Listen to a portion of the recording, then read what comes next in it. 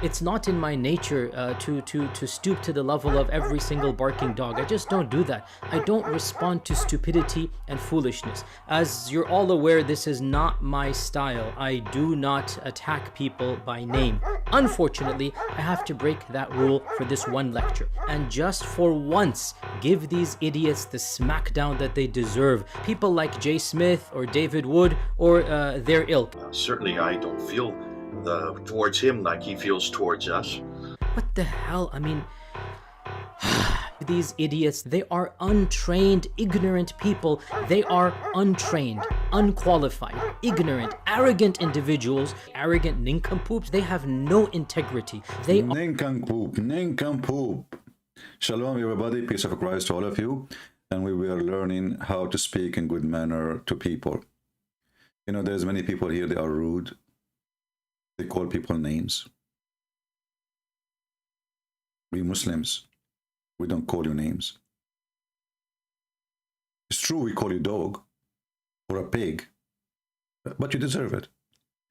It's true we call you filthy, dirty, najis, kafir, animal, but we did not lie. It's true. We are the people who are following the light of Allah Prophet. The Prophet who says to the one who he don't like, go and bite the penis of your father. What's wrong with that? He is a son and he is going to bite the penis of his father. Nothing wrong with that. Please learn good manner before we start. Are utter fools, ignoramuses. Just listen to them and you know that they are utter jahil. Exactly. Let us now talk about the topic for today. You know, we have a prophet. His name is a Prophet Muhammad. As you know, he's very famous and he have a lot of features. You know, like, I mean, when you buy a product, the first description, as an example, the microphone I bought here, when I bought it, it says like this microphone speak languages. Like as an example, now I'm speaking to you in Arabic, but you hear me in English, in case you do not know. Because you know, and actually the Muslims even they say I don't even speak Arabic. And there's one of them, he made a video says, hey, Mimi Hijabi asked Christian Prince to read the Quran, and he did not read the Quran. So Christian Prince do not know how to read the Quran. Bingo. Today we will show you how the Prophet is a very special person. There's many religions, many beliefs, but none of them have such a prophet. His followers defend him not by answering, but by calling people dogs, filthy, pigs, whatever. They cannot answer, they can explain anything, and, you know. One of the features of Prophet Muhammad, that he can see you forward, backward.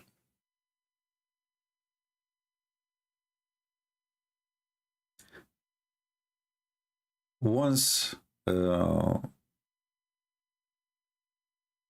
Muslim sheikh, he was speaking about the miracle of Isa, and he said there is a misconception about the miracle of Isa, that Isa have special miracles and Muhammad don't. And he started counting many miracles. He did not count this one, but, you know, many stupid things. As an example, Muhammad, when he walk in the sand, he don't leave any marks on the sand. And when he walk in the rocks, his feet go down in the rock. If you remember, there's a picture of what is called the footstep of Adam in Sri Lanka. And the Muslim, they say this is Adam, he was walking, really, and you know. And they are saying Muhammad is no less. So Adam, when he walked, let me search for the picture so you can see what I'm talking about. Give me a second. Soon we will open our Skype for Muslims.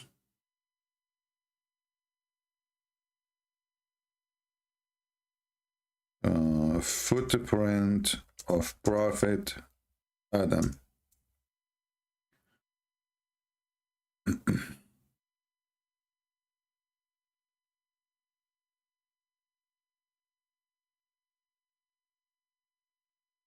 All right, we found it.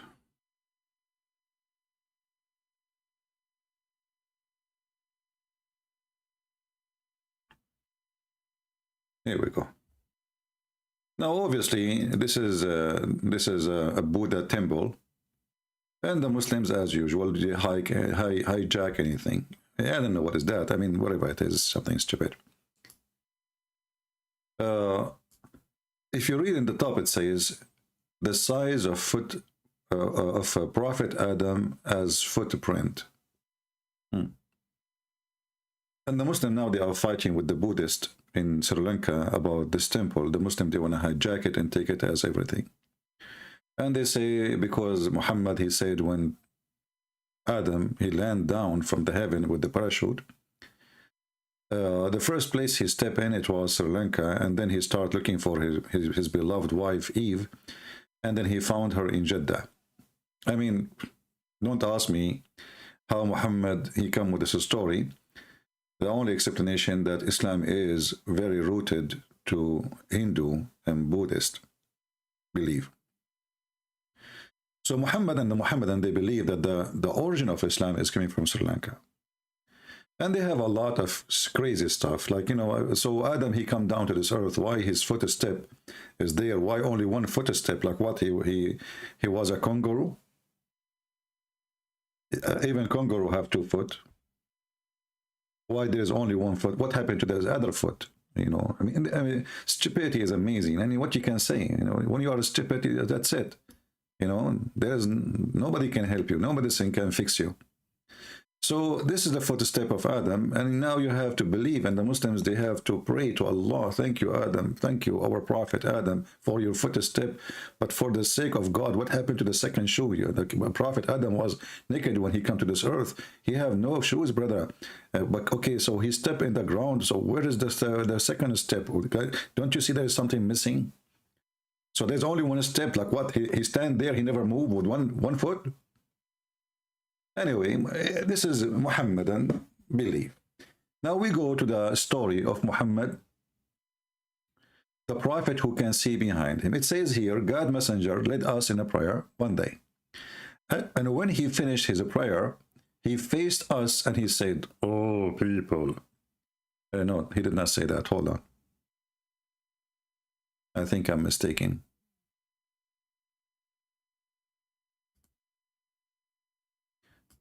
I think he said something like this. That they are utter jahil. So do you understand why it is insulting for someone like me to have to get involved with such a crowd? Yeah, someone like you, I mean, you're God coming from heaven, you know. Someone like me go down to like them, like, come on. Like, hello. Like, I mean, and the Muhammadan, by the way, they are very humble. Someone like me to answer someone like them, and that's deep. So, Yasser Kadudi, I want you to help us here in this case about your prophet. He can see behind him. So your prophet, he says, "O people, O people, I am your imam, so don't bow, prostrate yourself and stand, or go away before I do. For I see you both in front of me and behind me." And since then, the Muhammadan, they keep saying that Muhammad, he can see in his back and his front, which means he have 3 eyes. Who is a Muslim here agreeing that Muhammad, he have 3 eyes? And how Muhammad can see the back and the front? Fatima said, America, Europe, Australia are implementing blasphemy law. They call it anti-Islamophobia law. Fatima, let me tell you the bad news. Get lost. You and the law you are talking about doesn't count for us. And the proof, I am here. Use your law if you can against me. And we are not Islamophobia. We are spanking Muhammad, and this is our right to spank him. He's a filthy coward, son of Muta. He was born 4 years after his father's death. He have knowledge of nothing. He called Christians and Jews pigs and monkeys. And we have the right to make him shish kebab. So go and do your best. So now, since Muhammad, he said that, the Muslims believe that Muhammad, he have 3 eyes.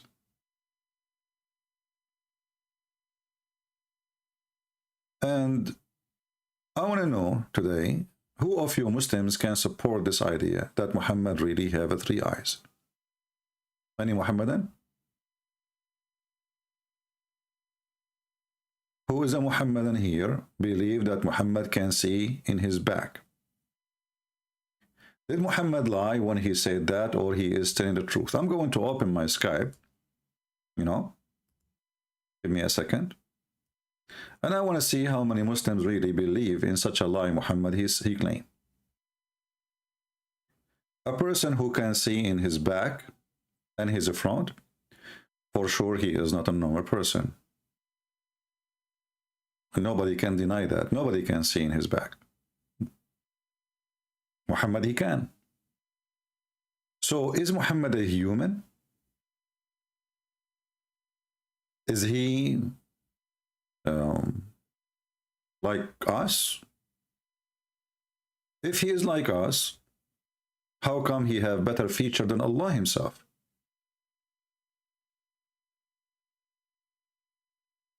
Can Allah see his back? My Skype is open. If anyone would like to text me so I can call him. Muslims only. Can Allah see like Muhammad? Can he see his back? Any Muslim can help us?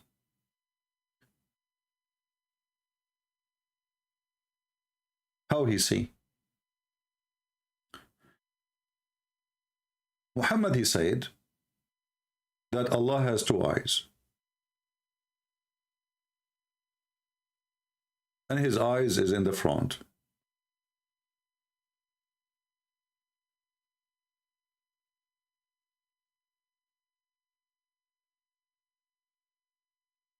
So how come Muhammad he have better feature than Allah? Any Muhammadan? Who is a Muslim would like to call us and tell us if Muhammad was lying, just trying to make them fear him, that he is a beast or something?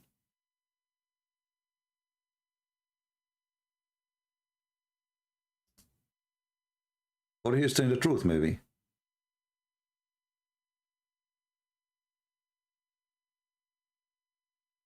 Any Muhammadan? Until now I see nothing in Skype.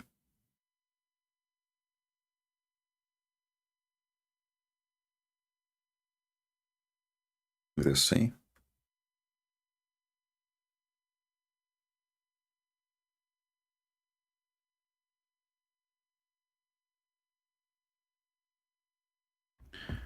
If we go to the Muslims, those who call themselves sheikhs, you know, they answer the Muslims about many questions like, do Allah have 2 eyes? And for sure, they confirm, yes, Allah have 2 eyes.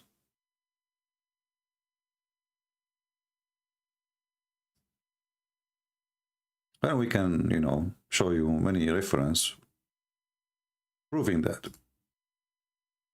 So imagine we have God who made Muhammad have 2 eyes. And he don't have eyes in his back, which means he can see only the front. We cannot find this one here in the English website. Let's see if we can find a different one.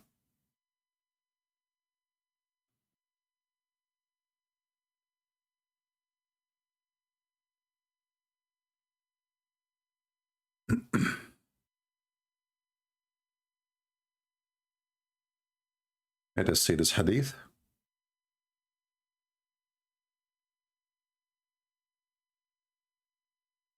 Here we go. Is that the one? Look like here we could not find it too. Let us see where we can find this one. See, this is the problem always, not everything in Islamic, calendar or library exists in English.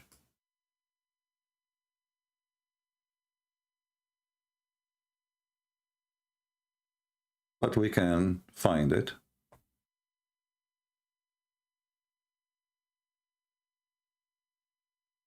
Here we go. This is a website called Sunniya, which means the Sunni jewels. Look at the jewels, brother. Look at the jewels. And we can use Google Translation.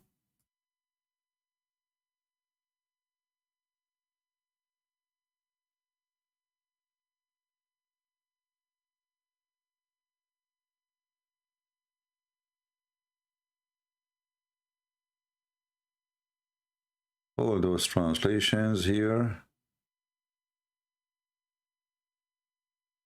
Let us see. Translate to Google. English.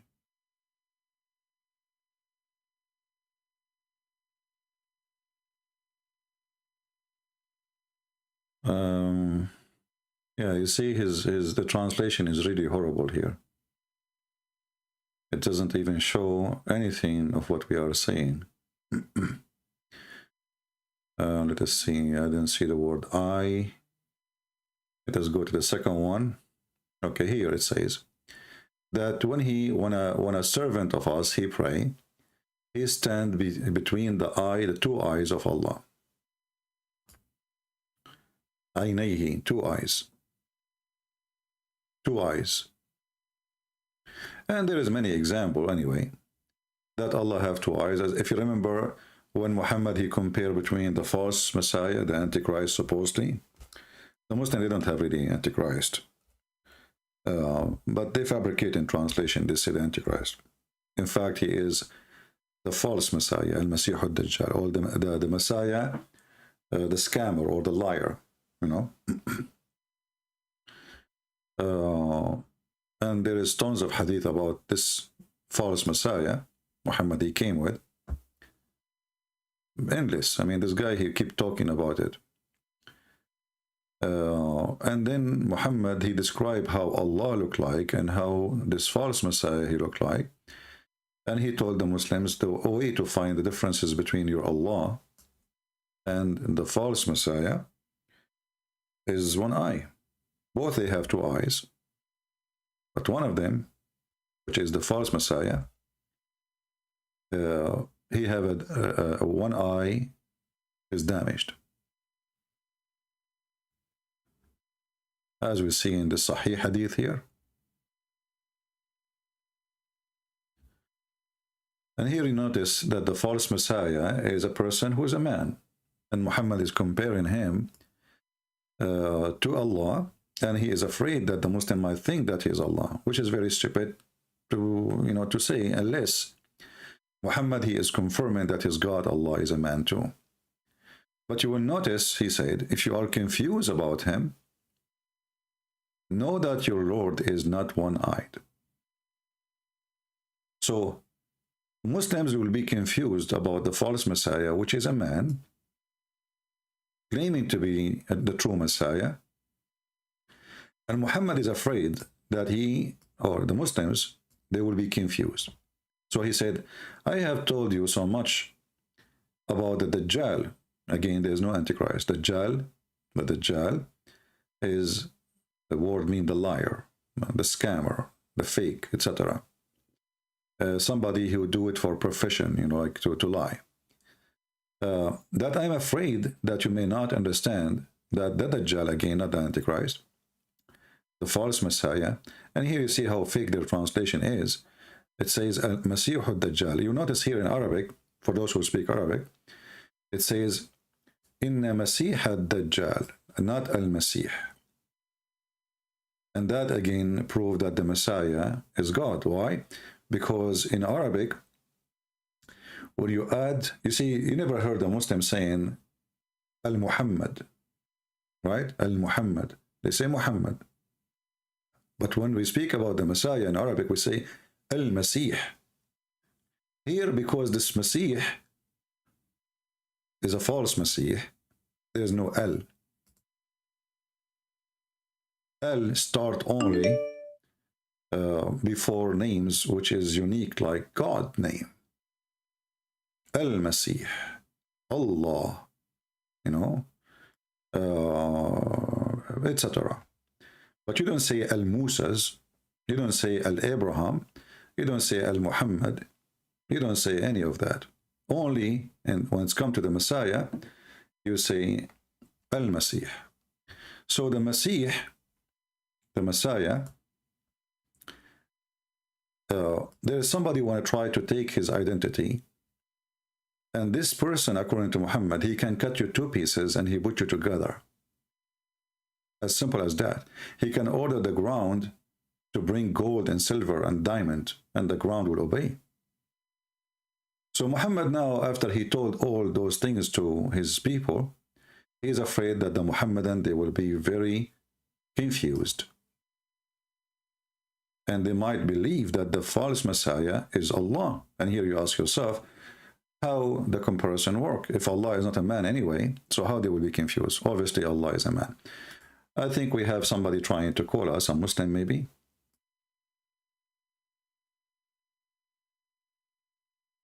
Let us see if we can take him, so we can discuss how Muhammad, he have 3 eyes.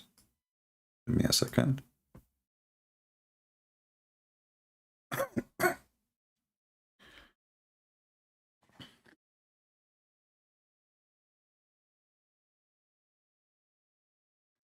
Let us see if he will answer and help us to understand.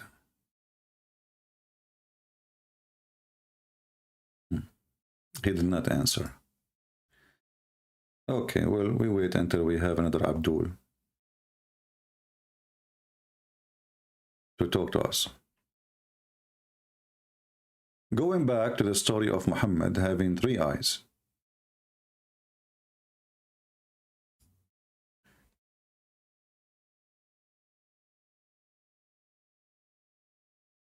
The Quran says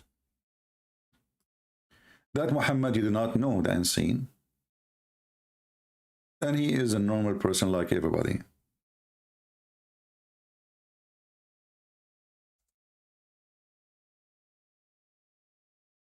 An unseen can be something I cannot see, can be something nobody can see at all, not only me.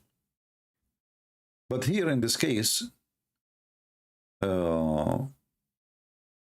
Muhammad, in chapter 6, verse number 50, he made it clear that, you know what, I know nothing about God. I do not know his treasure. I don't even have knowledge of the unseen. And I say not unto you, I am an angel. So he doesn't see.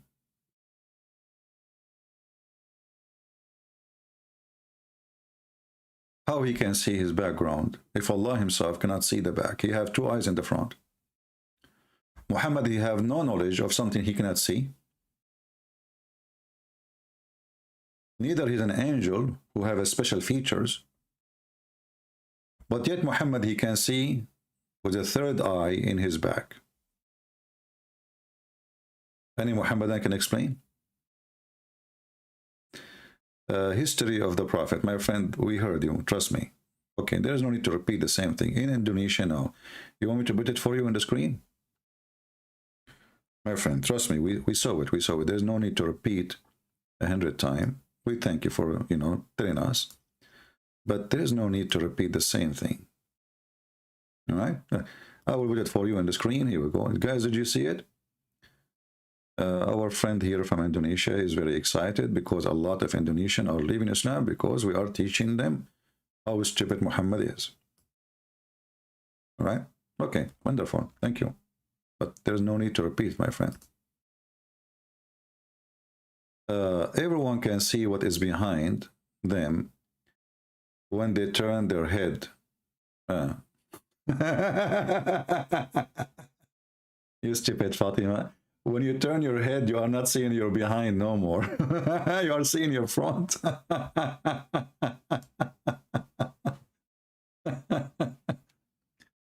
And nobody can turn his head 180 degree, can you? Make a selfie of yourself, Fatima. You must be a lizard. You can turn your head back all the way and see your back. I never heard of such a thing. You must be a snake, maybe. I don't know what you are talking about. This is how a Muslim, he tried to fix the stupidity of their prophet and his false claims. So the prophet, he used to turn his face back. Hello? Nobody can turn his face back. What are you talking about? You have to turn your body with it. And if you turn your body, well, this is not your back no more. And remember here, Muhammad is speaking about himself praying. He cannot move. He is praying. And they are praying. So he have fixed feet. He have fixed direction in front of him. And he is not even allowed to turn his back or his face back. So a nice attempt to explain the stupidity of your prophet saying things which is false and funny and dummy.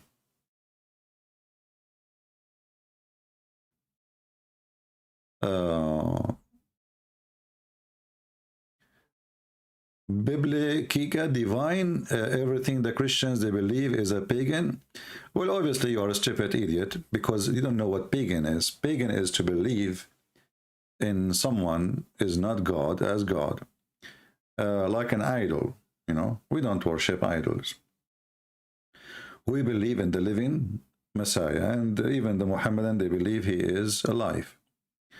So how the Messiah is not God, but yet, you know, he is in heaven, he is the judge in the judgment day, he is the one who created things according to the Quran, he is the one even who made it from the mud, the bird. He is the one who can tell you what is the unseen. You see, we just showed you how Muhammad saying, I know nothing of the unseen. I cannot tell you that I know even, I am not an angel. I do not possess the treasure of Allah. But then we find that Jesus in the same religion, like Isa, he can tell you what you hide in your houses. He can tell you even what you ate. He can tell you what you are thinking. And actually, this is proven in the Bible. When the Jews, they was to start wondering in their mind how Jesus can forgive sin. So Jesus, he said to them, he did read their mind. He said, which one is easier, to say to him, go and your sin is forgiven, or to say, go and walk, carry your bed and walk? The guy, he is disabled all his life. He cannot walk. So which one is easier? So when a foolish like you says we are pagan, that's because you are stupid. Secondly, we don't worship the cross. The cross is where Jesus was killed. The cross always was a sign for criminals. But Jesus, because his blood is free from any crime, the cross became special for us. So you are ignorant again, and we don't worship crosses. Otherwise, I would be walking in the street and kissing every electric column in front of me. Anyway, the Chinese, they said he left as a donkey, never come back as a horse. Who is a Muhammadan would like to help us how Muhammad lie and claim that he have 3 eyes?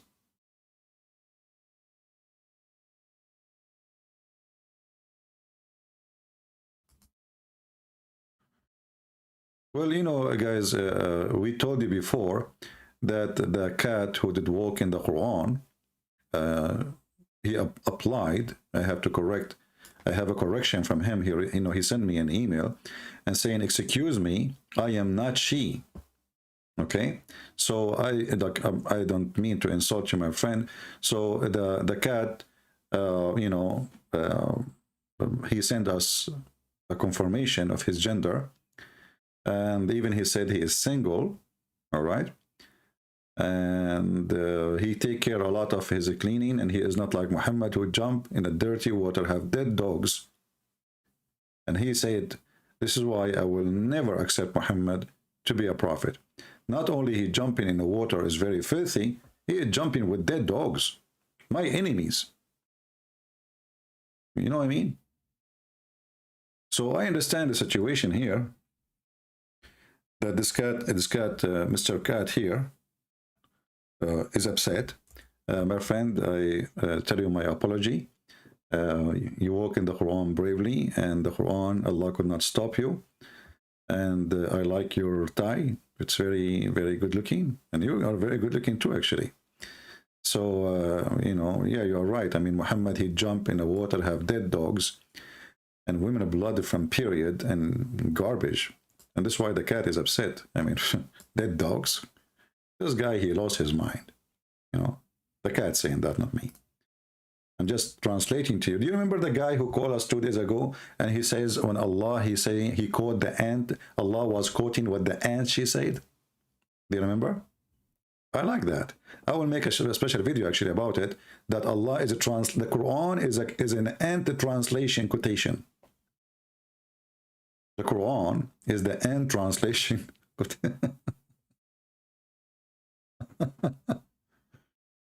All right.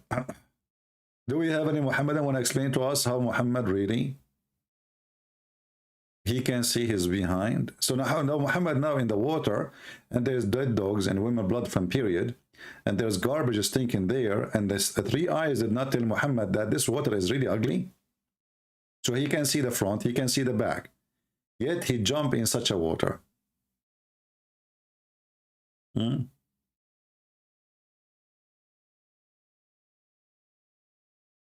Anyone?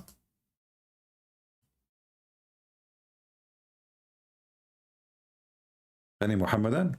Who is a Muhammadan would like to call us?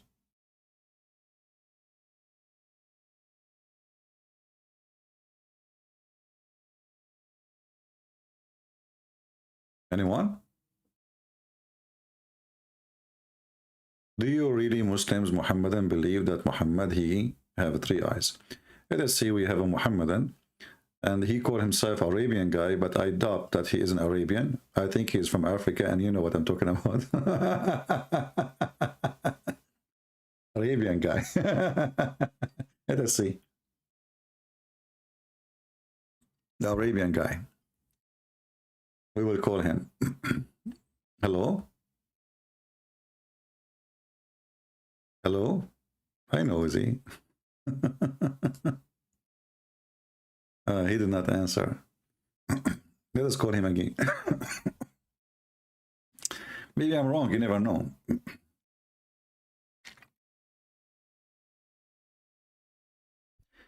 Let us try one more time.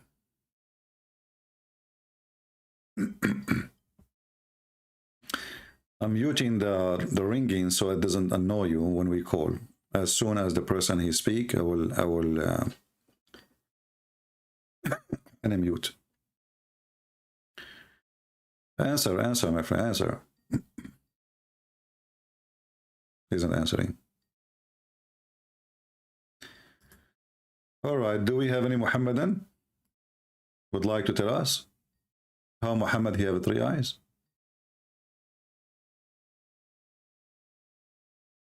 Anyone?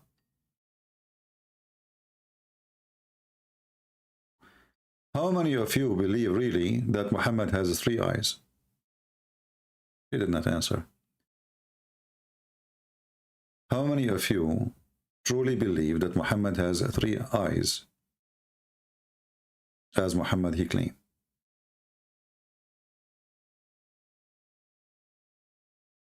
Anyone?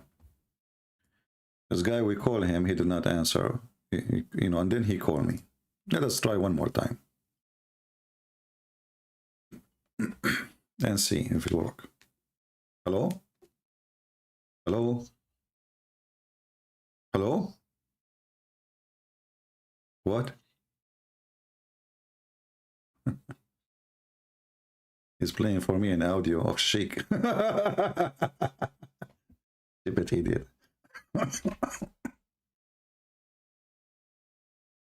They cannot debate me. Can they? Show us your face. Show us your face. Until we get somebody to answer us about Muhammad have 3 eyes, there's a Muhammadan, he left this comment in the comment section. He said, His name Al-Daril Tawasil. Your name is Al-Daril Tawasil. Sound like a poetry for me. Al-Daril Tawasil. He is going to provide us with the dalil. Dalil means proof. And then he said, also, there is another miracle. As he Allah Almighty says, the sun runs not to move or walk. Look at the details, brother. The sun runs, doesn't move or walk. It run.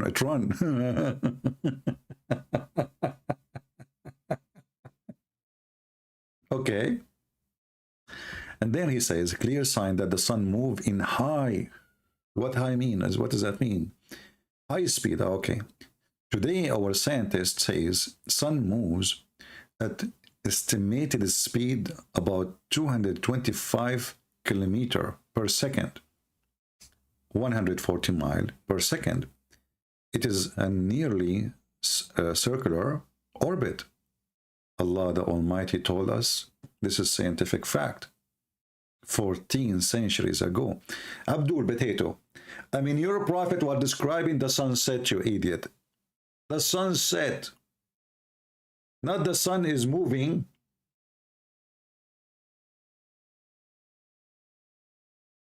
Do you see how they lie? His God says the sun run. He did not say sun walk. He did not say the sun moves.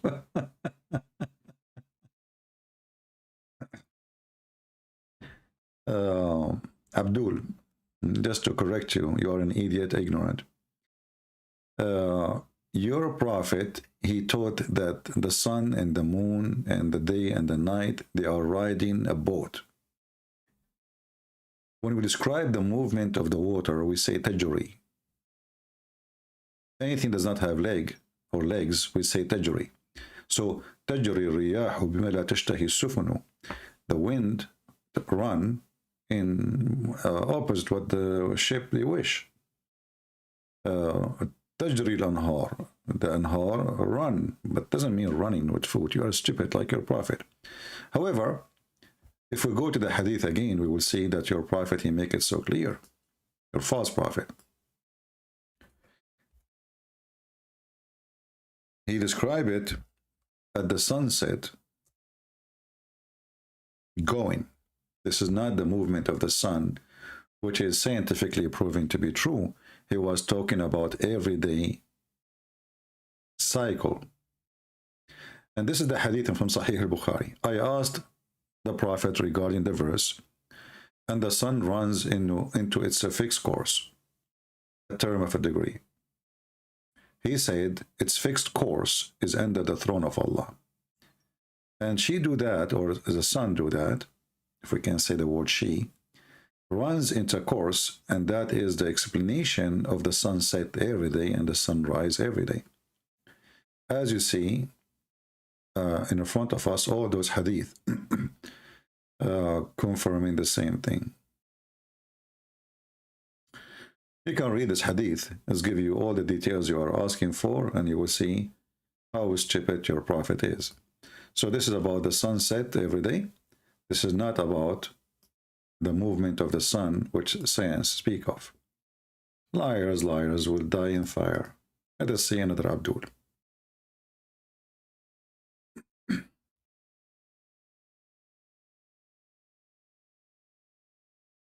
Hello? Yes, my friend, you are a Muhammadan? Yes, my brother, I am Muhammadan. Okay, can you speak louder, please? Your voice is very, very deep, hard to hear. Is it okay now? Yeah, it's better now. Okay, go ahead, no problem. Better? Yeah, it's fine. So, Okay. what do you think about your prophet? He can see his back in his background. Forget about prophet. I'm asking you, why do you preach your falsehood, your false religion? I preach what? Falsehood and false religion of yours. What is my false religion of yours? What does that mean? Explain to me. The false religion where you preach that Jesus is God and he died for our sins of humanity. Let me ask you then, is that because I teach false religion, as you said, I should go to hell or I should go to heaven? I'm asking you, why do you preach the false I religion? am trying to understand, my friend. You are a smart person. I'm not like you. I don't have three eyes like your prophet. So I'm asking now, if I preach that Jesus is God, am I going to go to heaven or go to hell? You will definitely go to hell. Okay, so how your prophet with the three eyes, he said the opposite. He said that the Christians will go to heaven, Christians and Jews, chapter 2, verse number 62. I don't care. I say you will go to hell. But your prophet, he have different opinion. Are you saying your prophet is lying? So, did you listen to my prophet saying that? Yeah, I didn't. I listened to him. You know, he spoke to me. He called me yesterday. Were you alive 1400 years ago? Yeah, I was alive 14. I have three eyes too. Look, it says here, إن الذين آمنوا والذين هادوا والنصارى والصابئين ومن آمن بالله واليوم الآخر وعمل صالحا فلهم أجرهم عند ربهم ولا خوف عليهم ولا هم يحزنون. So are you saying your prophet with the three eyes, he is lying now? Did he see something wrong, your prophet with three eyes?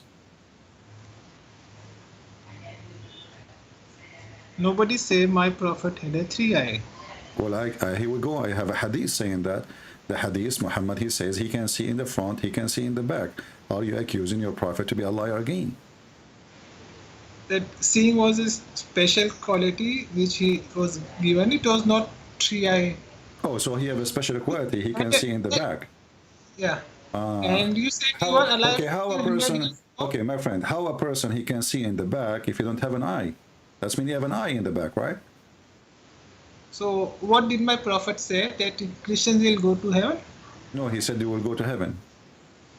Okay. So then why he preach Islam?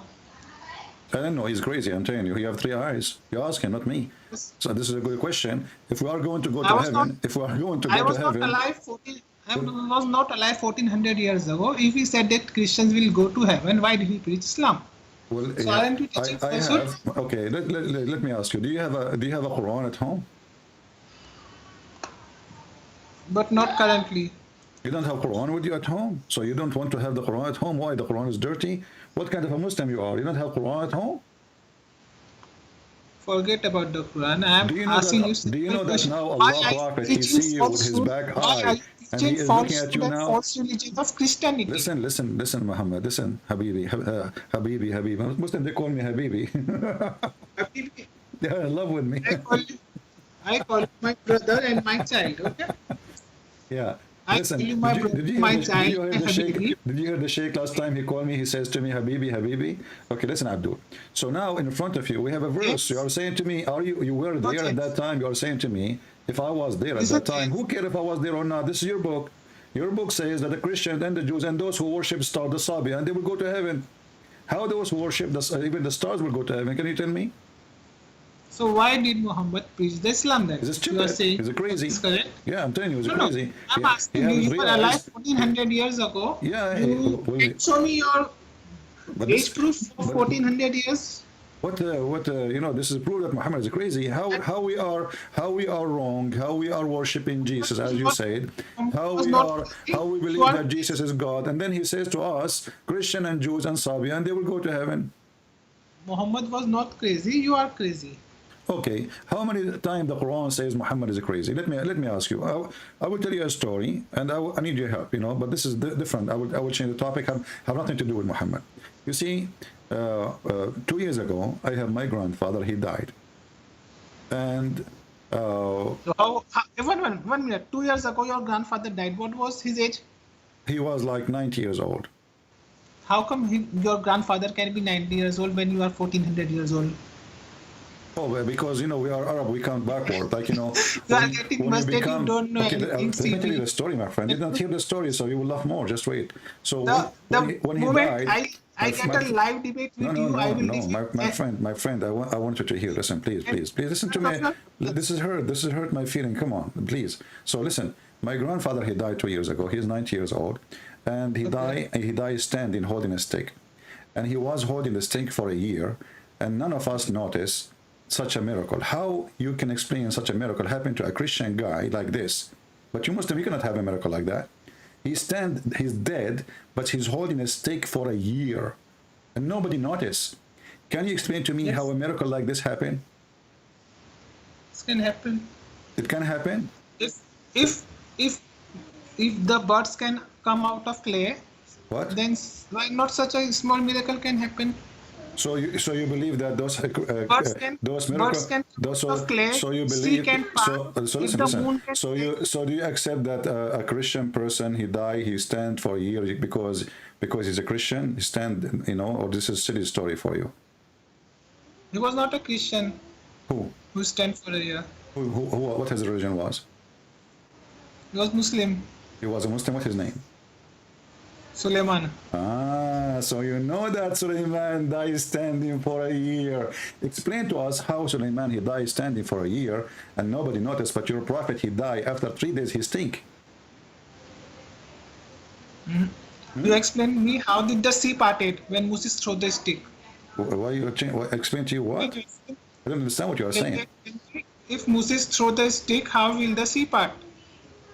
If the sea can part, then Suleiman can stand for a year or even 100 years. No problem. You see, those are okay. So how Muhammad, he died after 3 days, he stink. But we have Suleiman, and you believe in that story.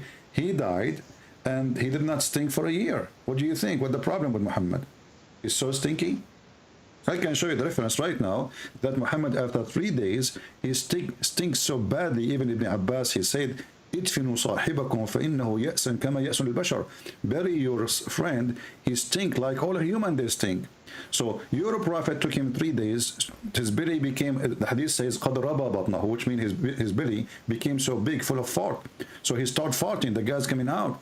So how come Suleiman, he is dead for a year and nobody noticed, even his wives, even the ministers, even the soldiers, nobody noticed. But Muhammad, after 3 days only, he stink. He didn't stay for 3 days after he died, Muhammad. What? Say again?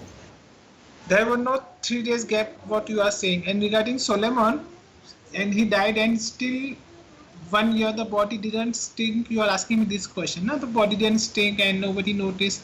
So it can happen. Everybody was so afraid of Solomon. Okay, hold on. So are you saying? Are you saying? Okay, hold on. The body of Suleiman. So do you agree that Muhammad, he stink? No, he never stink. He did not. 3 days period never passed after Muhammad died. He was immediately buried. Okay, what if I show you that you are a big fat liar like your prophet in the front of everybody? You want to challenge me? not a liar. Do you want to challenge me? Yes, I want to challenge you. It's not in the Quran, so I will not believe that. So you will not believe unless it's in the Quran. You will not believe if it's in the Hadith? You will not believe it if it's in the Hadith? I'm asking you a simple question. Why are you changing? I'm asking you a simple question. Do you accept the Hadith or you don't accept the Hadith? So look how hypocrite you are. So your prophet, he stink, and the Hadith confirmed that. And now you are saying to me, I'm not going to believe in the Hadith. Huh? He never stink. Well, okay, here we go. I will put it for you in the front of the screen. Everybody will read. And then either you prove that you are telling the truth, or I am lying. Here we go. This is the book, At-Tabaqat al-Kubra. I will put it in the screen. I don't believe this book. You show me the salvation theory from the Bible. You are just a potato. You don't have 3 eyes like the prophet. Shut up. Let me read. This is page number 267. Page number 267. Value number 2. I'm going to use Google Translation to translate too. And you will see here that when Muhammad, he died, the Muslims, they start fighting. Even Umar, he was saying, I'm going to cut hands and mouth and tongues of those who say the prophet, he died. And then Ibn Abbas, he said, Inna Rasulullah ya'san kama ya'sanu al-bashar. Fa'idfunu sahibakum. Bury him right away, better than making him die 100 times because he stink. It's an insult. Let me translate. Here we go. I will use Google Translation, and I want you to read and stop being a dummy. Here we go. Read for me in the screen. I don't want to read, nor do I want to believe this. Why you don't want to read, brother? Brother, yeah, Habibi, my child, Yeah, show brother, me the why you salvation don't theory want from to the read? This is Bible. your Why are you book. This is preaching your book. falsehoods? What is the Why are problem? you preaching falsehood of the What Bible? is the problem? What is the problem? Why you don't want to read that Muhammad he stink like all human they stink? So bury him. This is not from the Quran. This is for Who okay. cares if it's not the Quran? If all of Islam is not in the I, Quran. I do care. All I in do the care. all of Islam is not under the Quran. In the Quran. Here we go. It says Muhammad yasan kama. The translation is not coming good. Here it says your prophet he stinks. So the one who mentioned that is the cousin of Muhammad. He Okay, says, even if he, yeah, sanu okay, kama okay, yasun okay, bishar. So your prophet okay. he Just stink. a minute. Okay, you know Hold what? on. I will go with Just you. for the sake of You argument, I said accepted my prophet stink.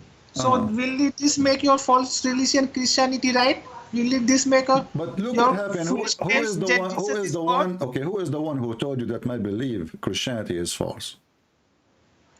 Christianity is 100% false, Okay, and but who is the one Jesus who? is God. But who is the If one who? Muhammad stink, But will this who is the make one Jesus who God? told? Who is the one who told you that? Can you give me the name? I tell you. I tell you. You are a liar. You are just following what Muhammad said, right? I tell you, Christianity is Okay, false. hold on. Jesus Just to show you that claim of Muhammad is a God is fraud false. because There is Muhammad. no salvation theory in Bible. Listen, Muhammad he said that prophets, when they die, their body will never decay. And you confirm that Suleiman, when he died, his body never decayed. That's wonderful. But when we confirm that Muhammad, his body stink, that means he's not a prophet. This is your prophet, and this is Sahih Hadith saying that Muhammad he asked the Muslim to pray on him every Friday. They said to him, because he said because and your prayer will be given to me. They said, how our prayer will be given to you, and you will be dead, and your body will be decayed. He said, oh, I did not tell you that Allah has forbidden the earth from consuming the bodies of the prophets. So your prophet he confirmed that prophets, their bodies will not be decayed. And then we find that he stink after 3 days. So he's the prophet. What do you want to say? Go ahead. So even if Muhammad was a false prophet, will it make Christianity right? Okay, now so you agree that Muhammad is a false prophet. Thank you. Will it make your false religion a No, stupid but you just religion? agreed A now. stupid belief, a right thing? Let us focus one thing at a time. So now you admitted that your prophet obviously is a fraud. I don't care. Now just say me Well, you don't care. the Who cares then? Why am I talking to false you? If you don't care, go on, potato. Anything speaking from your nose, hardly I can even understand what you're saying. We showed him the Quran saying, we Christians, we go to heaven. He don't care. He believed that Suleiman, he died standing for a year. He don't care. He said, it's okay. We showed him that he's a prophet. He died and he stink after 3 days. He don't care. What kind of argument this argument is? Are you sure that your name is like not Muhammad is I don't care?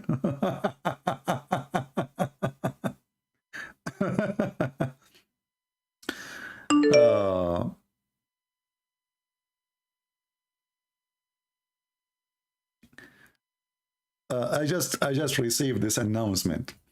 Look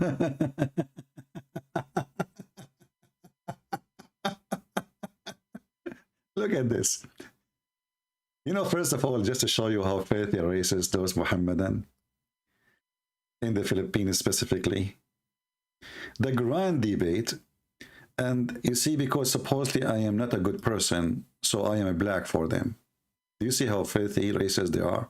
I would be happy to be black, my friend. I love black people. They are wonderful. So Bashir Sagagoging saying, this bra bra bra bra bra 8 p.m. Christian Prince, you coward, you call, you know, we keep asking you, start the debate, start the debate, start the debate, and the coward never dare to speak. Debat? Christian Prince, can you show me your faith, Debat? Abdul Potato, he is more than welcome to call me anytime. He's a muta boy. He will never dare. He's trying to retrain or to get back his honor, which is gone. He will debate me in his Facebook.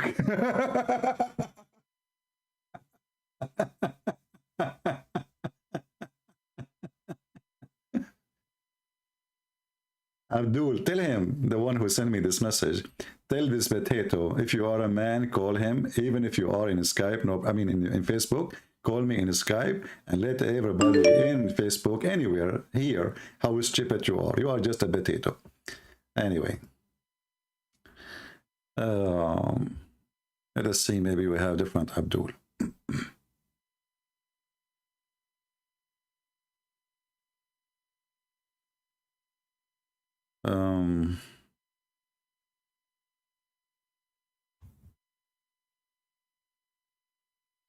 If you are not a Muslim and you are trying to call me, I will block you. All right? Let me block this person. He is not a Muslim, obviously. Any Muhammadan?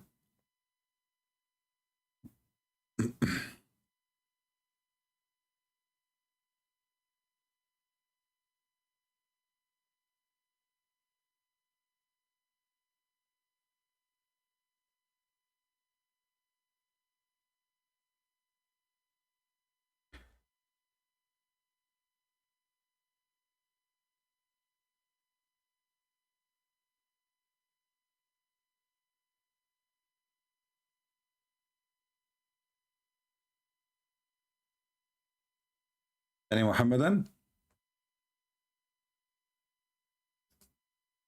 Who is a brave Muslim can explain to us all the mental issues Muhammad is suffering from?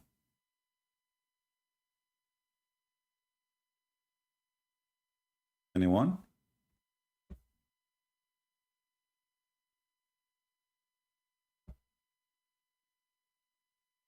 Yeah, you know, this guy, I feel sorry for him. You know, he was harassing those Christians for 2 months. And when, you know, those Christians in Philippines, they don't know how to deal with those Muslims, obviously. They don't even know how to manage a chat. Me, myself, I was really upset from them. I mean, they let the guy talk. I don't know what he is even saying. And then somebody translate that he is telling them, he is schooling them. I want to debate you. You bring me Christian Prince. You cannot handle me. You know, you are a big deal. So here we go. Christian Prince is here. Why you run your cover? So they don't really know how to handle such a thing. They are not used to those things. They are not used to those aggressive Muhammadan. They are not really, I mean, they are aggressive maybe for the Filipinos. For me, I will make them shish kebab in 2 seconds. So me, myself, actually, I don't appreciate the way they did the schedule. First, I confirmed to them, you should not tell them that the Christian Prince is coming. They broke the promise. Number 2, not only that, I found that they have a thumb in their announcement of an Arab guy will debate those guys. It's obvious. So those Filipinos, they are my brother in Christ, yes, but they are, you know, they don't fit for what they are doing. I mean, I told you, never say, I will speak to them, never mention anything about Christian princes coming. And when you say we want to speak in English, they get suspicious. Tell them we have people from around the world when you listen. That's it. And don't lie. We're not asking you to lie. They could not even hold their tongue. Even they told them before I go, I found out, they told them that a Christian prince is going to be waiting for you. And this is why they were going crazy, barking, because they cannot make the debate happen. And look at this potato here. If you can debate a Christian prince without showing his face, why you did not do it last week?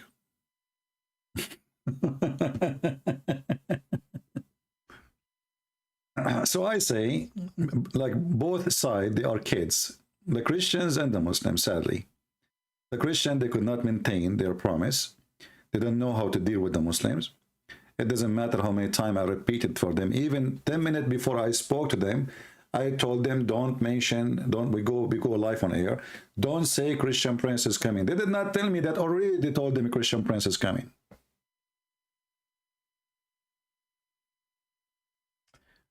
Mustafa Aladdin saying, is Jesus God? My friend, it's not me who said that, it's your God. I can show it to you.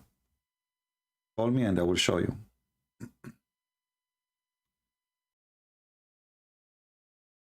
Let us see.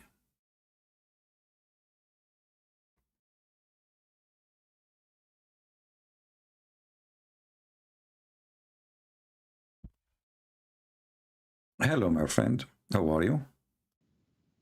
I'm doing good. How are you? I'm fine. Are you a Muslim? Yes, I'm a Muslim. That's wonderful. What do you think about your prophet? He claimed that he can see in his back. Well, yeah, I know that hadith, and yeah, that's correct. It's correct. While, So you believe he really can see in his back? yeah, like in prayers, in Salah, specifically in Salah, he said that. So yeah, Oh, so only when he's praying he can see in his back, not in the other places.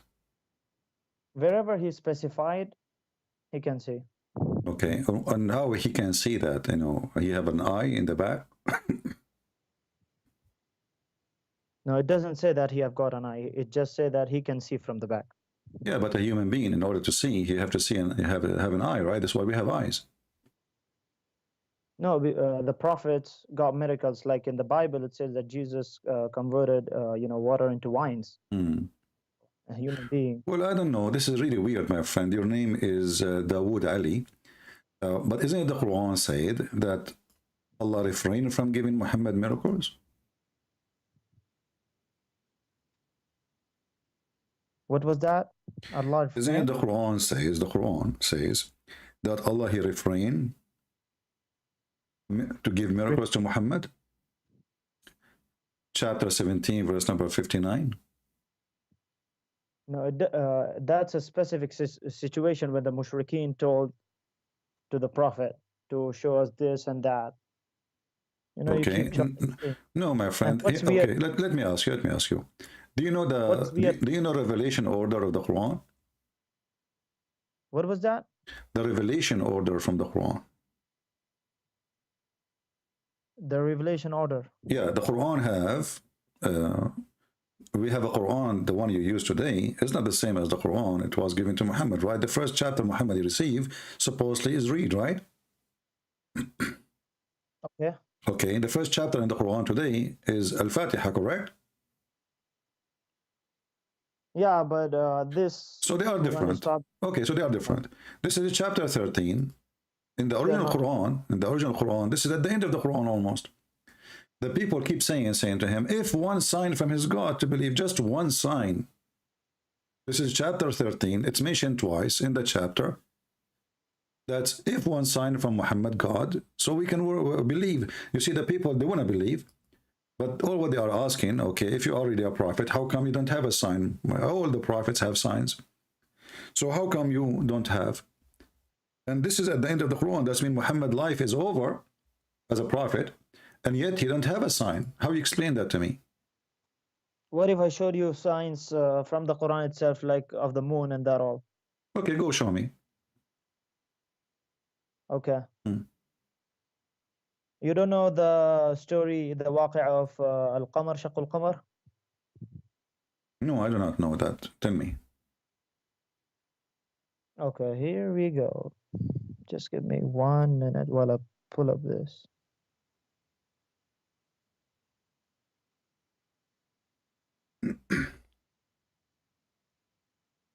Okay, in the meanwhile, split. Yeah, I will help you. It's chapter 54. 54. Yeah. Yeah, I know, like in Surah Al-Qamar, but and when you know it, what's the use I telling you? No, tell me, what is that? I mean, there's no miracle there. All what happened, it says that the moon split asunder. Doesn't say who split it. Doesn't say who made it. Doesn't say who did it. Do you see anything there? It says Allah, he split the moon. Okay, if I showed you a miracle from the hadith in which... okay, see, now you are jumping now, one by one. Let's finish this one. So you're a prophet, he saw the eclipse, and he claimed that this is a sign of the judgment day. So your prophet, he did lie, my friend, because judgment day did not happen. You speak Arabic, I can tell from your accent, the way you said the word. It says, اقتربت الساعة وانشق القمر, and this is a poetry from Imru al-Qais. دنت الساعة وانشق القمر عن غزال صاد قلبي فنفر. This is a poetry of Imrul Qais. Muhammad, he copied it, he put it in the Quran. So if we read the verse together, we will see that Muhammad is making a fabrication proving that he is a false prophet, because he claimed that this is the sign of the judgment day. Does it say that this is, you know, in Arabic, you speak Arabic, it says اقتربت. Explain to us what اقتربت mean. اقتربت means to come near. It doesn't say that. Exactly. How near? How near? What do you mean how near? It doesn't say how near. Okay. It just say near. Okay, let's say it doesn't say how near. When I say getting closer and the moon is split, is that a sign that the judgment day? Isn't your prophet, he says, judgment day have 10 signs? Okay. Okay, so this is one of them? The 10 major signs. There's a small signs and there is 10 major signs. Okay, is this one of them? It's from this the signs, but it doesn't in the Quran. It doesn't say it's from the major or from the minor. My friend, if you go and read the both of them, you will see both of them didn't fit. So your prophet, he himself, he gave signs, like there is, as you say, there is the one, the big ones and the small one, right? Alamat al-Sa'a al-Kubra wa Su'ra. Okay, so now if we go to Alamat al-Sa'a al-Kubra, they are 10. Do you agree? Yeah. Okay, but this is what he said. This is from Alamat al-Sa'a al-Kubra, and this is the last thing will happen. Okay, so what's wrong in it? So this will happen a day before the judgment day. So what? Yeah, it's gonna happen. So what? A day before the judgment day, a day. Yeah, what are you trying to prove? According to your prophet, that the sun is going to rise from the west, and then the sun, what we call the eclipse, or whatever you call it, khusuf al-mashriq, is going to happen after the sun appear from the west. Okay, so what are you trying to prove? This is a contradiction. This is, here we go, this is happen, supposedly this is will happen, and then the judgment day will happen right away, and all the miracles will happen before, including the sun is coming from the west, smoke, the beast will appear, and people of Gog and Magog, and even before all of that, the Messiah will come, and the Dajjal before the Messiah come. Okay, so you're trying to you know, prove a contradiction? Is that what you're saying? Well, your prophet, he cannot maintain his story, because if this is the order, well, the order is false then, because this has happened already 1400 years ago. This one, the hour of judgment is near. Yeah, it happened already. It happened 1400 years ago, right? No. Okay, which one? The moon split? My friend, let us read together. You know, this is Sahih Hadith. It says here, the signs of the hour, is going to happen. And you are the one who said there's 10 small and 10 big, right? Those are the big one. We can look at the small one. We will find none of them is the moon splitting. So look at this. The last hour, you know, will come, and those are there appear 10 signs before it. The rising of the sun in its place of setting. So the sun will appear from the west. This is number one. The coming forth of the beast. The coming forth of Gog and Magog. The Dajjal, the Antichrist, and the false Messiah. And then the descent of the son of Maryam, Jesus, all right? Then the smoke, and then the three collapse of the earth. And then one in the west and one in the east.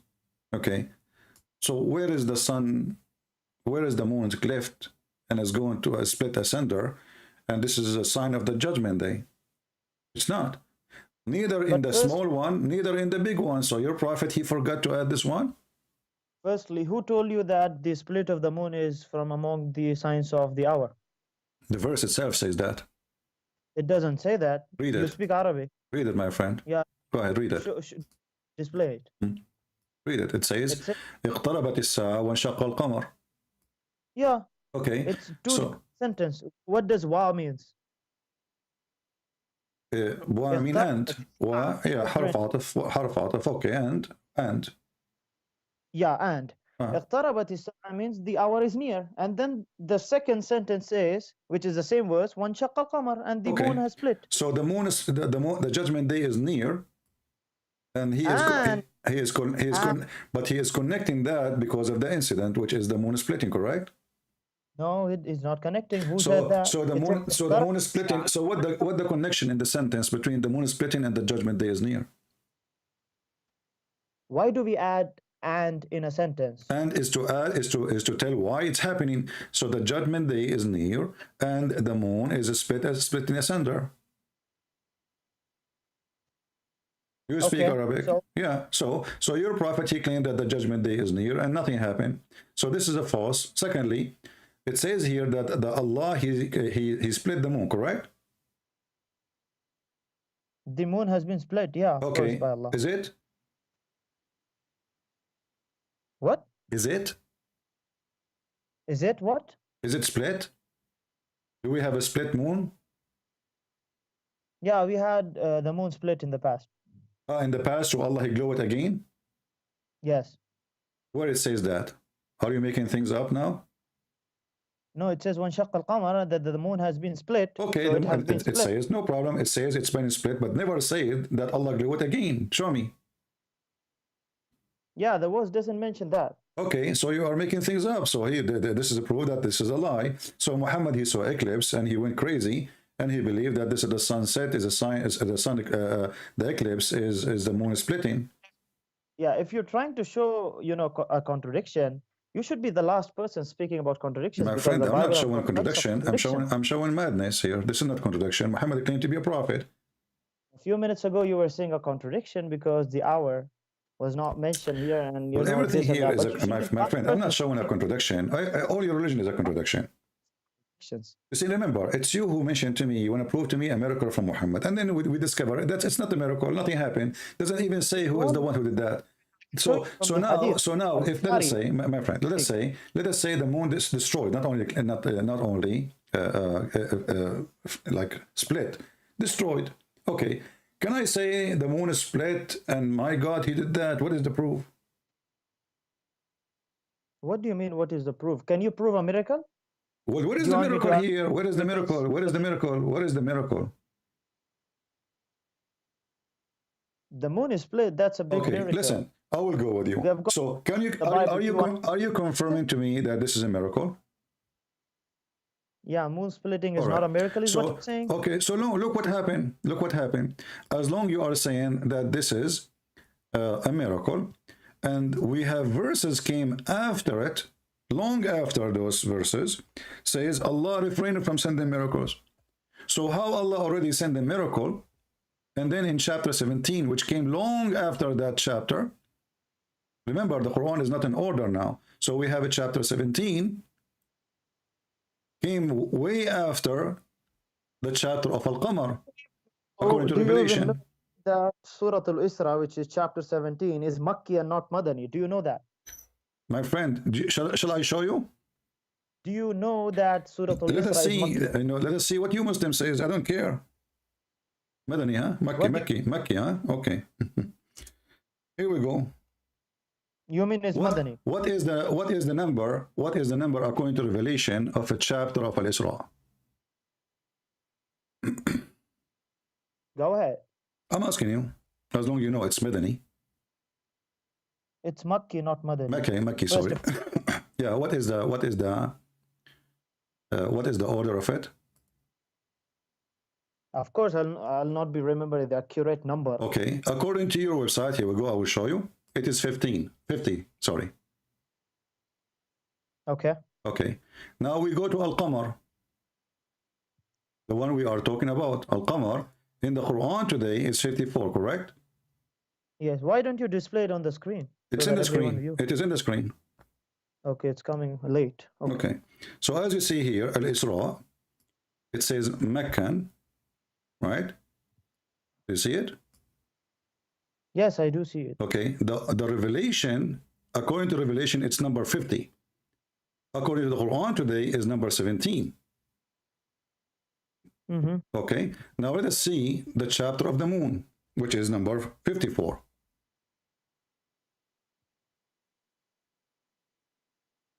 Al-Qamar is number 37. Okay. Okay, so now we have one came Are you long joking? after. Listen, just- listen. The chapter which says Allah, He refrained from sending miracle is number 50. The one who says Allah, He split the moon is number 37. So long after 37, Allah, He confirmed that He never did a miracle. He refrained from sending miracles. Are you really joking, or you don't have knowledge about it? My friend, I'm Because showing you numbers from your website. Yeah, let me tell you. Ah. You might know that in the long surahs there are a lot of ayat, and every ayah is not revealed in the same time. So there are ayahs which are revealed now. It is you who and confirmed to me that it is Mecca and all of it. Who care? It is you who jump. It is you who jump. It is you who jump. And he said to me, well, this is Meccan. Don't you know that? Right? So as long it's Meccan, doesn't matter where it came. And as long this is the order of revelation, it is 50. It's 50. No, this is a website, okay? It's a What Muslim a website. What a website. Wait. Do you know So what does it say? let us see what happened now. Let us see what happened, my friend. Let us see what happened. According to you, and this is a proof that Islam is a lie, that you Muslims, you change location of verses, correct? What? You just said that the chapter of Al-Isra was given to Muhammad in Mecca. Surah Al-Isra, Yeah. the verses of the starting is given in Makkah. Subhanalladhi asra bi'abdihi. All right. So it's given to Muhammad in Mecca. And then there is verses in the chapter of Al-Isra is not from Mecca time. Yeah, that's what I'm trying to explain you. Okay, my friend, that's wonderful. Read with me here. It says except 26, 32, 33, 57, 73, and 80. Those are from Medina. The verse I just showed you, it's number 59. None of them. Yeah, that's it. What that's So it? What that's it? My friend, what that's it? So this is not an exception. So this was revealed really in the same the rest of the chapters, you know, the same as the chapter revealed. It is number 50. So number 50 was revealed way after number 30. Huh? Means it's a Makki. The ayah which you showed me, which it is 59, which means it's Makki, right? Okay. Confirm. Okay. And show us go to the same website, which is Surah Al-Qamar. Do you know, show us where Surah Al-Baqarah is revealed. What's the number in this website? What so Baqarah? That we can confirm. What Baqarah? We're not talking about Baqarah. No, show us what number the website is showing. Here we go. Al-Isra is number 50, according to Revelation. It's number 17 in the Quran today. And it's showing us exactly how many verses they were exception, and none of them is the one we are talking about. Correct, which means it's Makki, the one you showed. Exactly. So who cares now? So it's number 50. It's 50. Okay, where is Surah Al-Baqarah? Show us. Here we go. We go to Al-Baqarah. It's 37. Okay. And do you know that there are verses of which was revealed in the ending of the prophethood of Surah Al-Baqarah? Who cares? We are talking about Al-Baqarah now. We are mixing. This is Al-Qamar chapter. It is chapter number 37. It is chapter number 37, and the verse verse number 1. My friend, don't mix things up. So, did Al-Qamar happen before or after Al-Isra? Sure, go ahead. I'm asking you, is the split of the moon happen before or after the Isra? What would it prove? Will it prove that there is no miracle? Allah, He says, I refrain from sending miracles. So Muhammad, he did not go anywhere. You see, just to show you, my friend, just to show you how stupid the Quran is. Look, listen. What is the name of the chapter? Al-Isra, correct? Al-Isra. Yes. Okay, what Isra mean? What Isra mean? What do you mean, the night journey? Okay, the night journey, isn't it? This is a miracle itself. Yeah, that was also a miracle. Okay, But wonderful. that's a different. So, guys, it is a miracle itself. So, how in the same chapter, which is a miracle, Al-Isra, it says we refrain from sending miracles?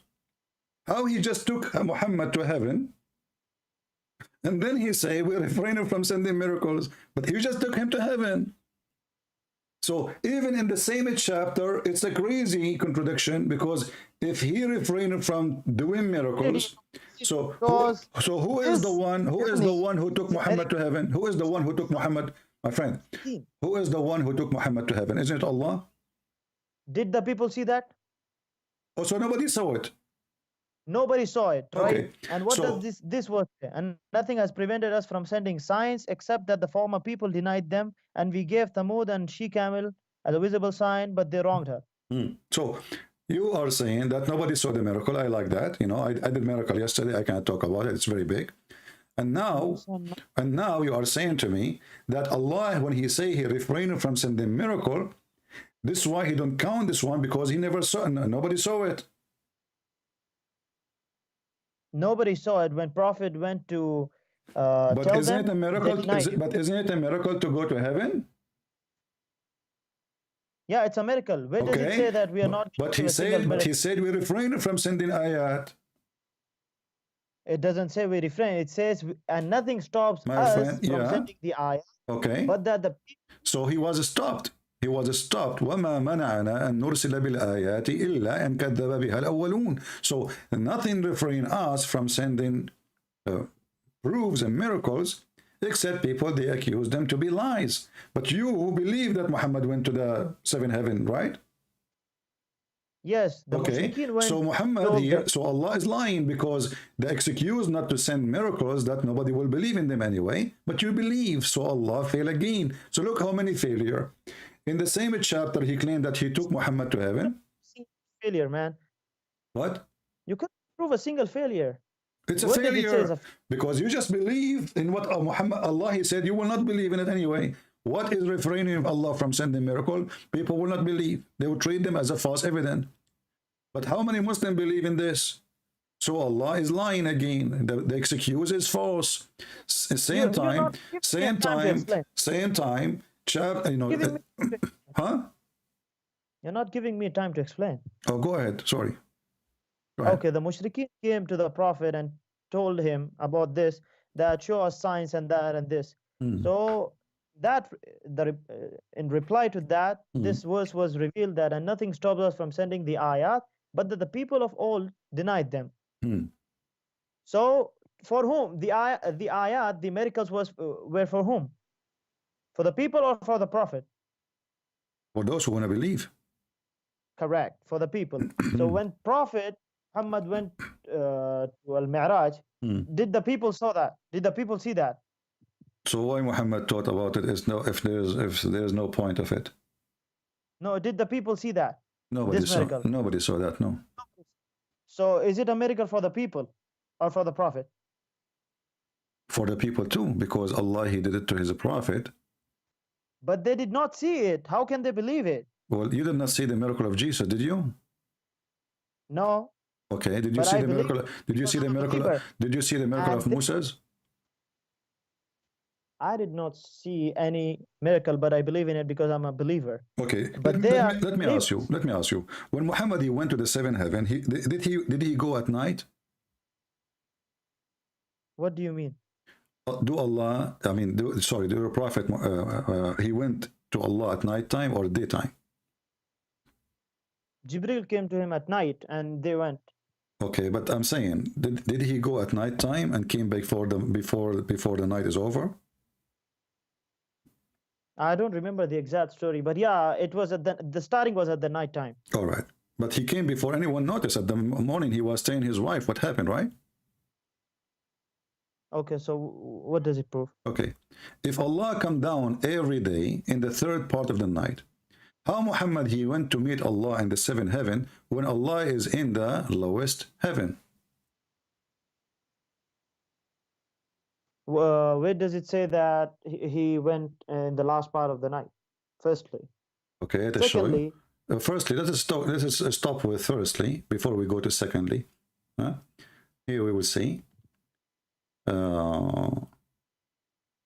Firstly. Secondly, how can you measure the powers of God? Do you want to measure the powers of God? We are going to see because your God, he measure it, measure it himself. Okay, listen. Let me ask you this: Do you believe that God listens to everyone? We will go there because that will confirm what we are talking about. You will see here. It says, "ينزل ربنا تبارك وتعالى." Allah. I know this. Okay, you know the hadith. Okay, so now Allah is coming to the lowest heaven. And he is in the lowest heaven. And Muhammad is going to seven heaven to meet Allah. He comes to the lowest heaven, how his majesty befit, and that too in the third part of the night. What do you mean how his majesty? Who cares his majesty befit? He is in the lowest heaven. He is in the first floor or in the seventh floor? He comes to the first heaven. Okay, so Allah is in the first floor. Muhammad, he went to the seventh floor to meet Allah. Explain that to me. He went to in the third part of the night. Did Prophet Muhammad went in the third part of the night? Yes, it took him long because you see the story. First heaven, open the gate. Second heaven, open the gate. Third heaven, open the gate. And the distance between each heaven is 500 years. So will you say to me that this is not the third part of the night? Allah is down every day. So, okay, now your lie is going to be displayed in front of the people. Go ahead, show us. Where say that Prophet Muhammad went in the third part of the night. Go ahead, show us. Before you jump, because you keep hoping. Okay, how long it took him to go to heaven? Can you know? Do you know? He came back in the morning, right? Show us. Go ahead. I'm asking you, does he come back in the morning or before, after the morning? Go ahead and show us. Don't tell me go ahead, show us. Is it when your prophet, he come back from his journey? Before the sunrise or after the sunrise, please? Before, thank you. So, thank you. Okay. So, Muhammad, he went to the seventh heaven. At what time you think he started his journey?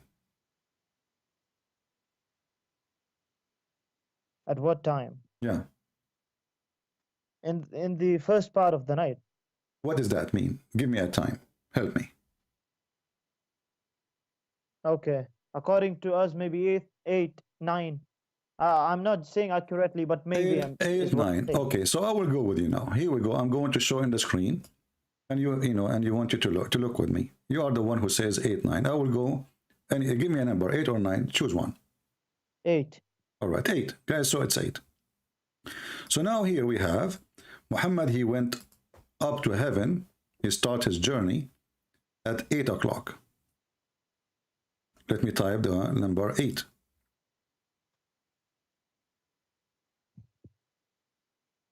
Your screen shows so late. Okay. 8 p.m. All right. So Muhammad now is leaving at 8 p.m.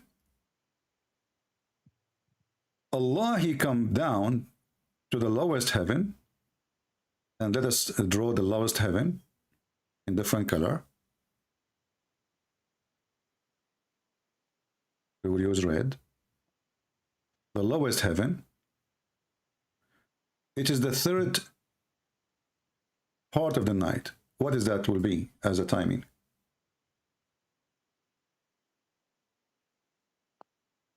What do you mean? What is the time of the third part of the night? Yeah. Around 9, 10, 11, 12. Around 1:30. Around 1:30. You see, I'm going to type is exactly what you say. I'm not going to even to argue.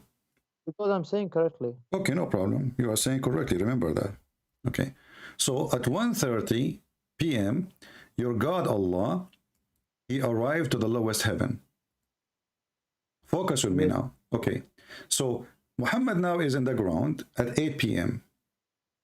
The lowest heaven, in order to go there, remember, it's you who said that it is 1:30. This was what? This is the third part of the night, correct? Yeah, it starts from, I'm saying, like approximately, yeah. Okay. So for Allah, when Allah, he come down, he come in the third part of the night. He start moving, he come down, right? It doesn't say that. No, it says that. No, read with me. Read with me. It says he descends every night to the lowest heaven when 1/3 of the night. This is when he descend. This is when the moment he descend. Okay, yeah, he descends. Okay. With His Majesty befit, yeah. All right. So this is when Allah he decide to go down at 1:30 a.m. in the morning, as you say. Now, the heaven is 7 heaven, correct? Yes. All right. So now we have, this is the lowest in red. This is the second. This is the third. This is the fourth. This is the fifth, and this is the sixth. All right. So your God, he descended down to heaven at 1:30 a.m. Your prophet, he come back, you said before the sunrise, correct? Okay. What time is that? Would be Before the sun rise. Almost 5:36. okay. 5:30. Choose which one you want. 5:30 or 6 a.m. See, as far as the sun before the sunrise is concerned, it's 5:30. Okay, Or 5:30. 6, no problem. You can take 6, no problem. But Choose one. I don't know. mix- Choose. Tell me which one. no problem. Take either. I don't mind because the time keeps varies. No But problem. don't mix that Okay. I said Prophet came back at 5:30. I never said that. I said before Before. the sunrise. No, we will remember. We will remember that. So to go from to go. Even Okay, one- my friend. Okay, okay. So now to go from the first heaven to the 7th heaven, and to come back, it took your prophet how many hours? From 8 p.m. to 6 a.m. in the morning. No, it doesn't say that he came in the morning. Before the morning. Yeah, before the morning can be any time. It can Okay. even be No, 1 let us p.m. calculate. It have to be between those. You said 6 and you said 8 p.m. So 6 is before 6 in the morning, before. I never said 6. I never said that he came at 6. I never said that. Don't What- mix again. Okay, when your prophet he came, do you know? Do you have any hadith to confirm? Oh, by mistake we deleted. Do you have any hadith confirm what time your prophet he came back? It doesn't say exactly. It doesn't say. Firstly, the time wasn't there at that time. What are you trying to mix? What do you mean there's no time at that time? I mean, there wasn't a clock at that time. So aren't you the one who told me first the third part of the night is 1:30 p.m. So there's a time. I've got no problem with the time till now. I'm just saying that the clock did not exist at that time, is what I'm saying. Don't mix. Okay. So the clock does not exist, but we will try to figure out. Okay. Yeah. Let's see. However, chances you want to take, you can take, but you can't find a contradiction here. Because you should be the last person, actually. Okay, Because just wait. Standard doesn't make any sense. So when your prophet he went to the heaven, and I have to draw it again, I made a mistake, I cleaned the screen, and this is heaven number 7, 6, 5, 4, 3, 2, 1. Your prophet, when he did that, before he go, he was at 8 p.m. at home, according to you.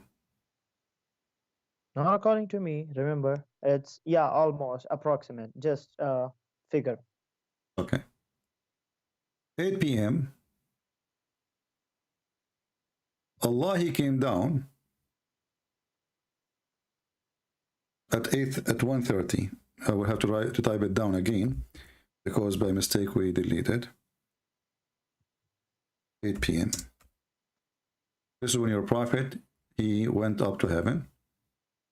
Allah, he came and down and he descended in the lowest heaven at 1:30. 1:30 a.m.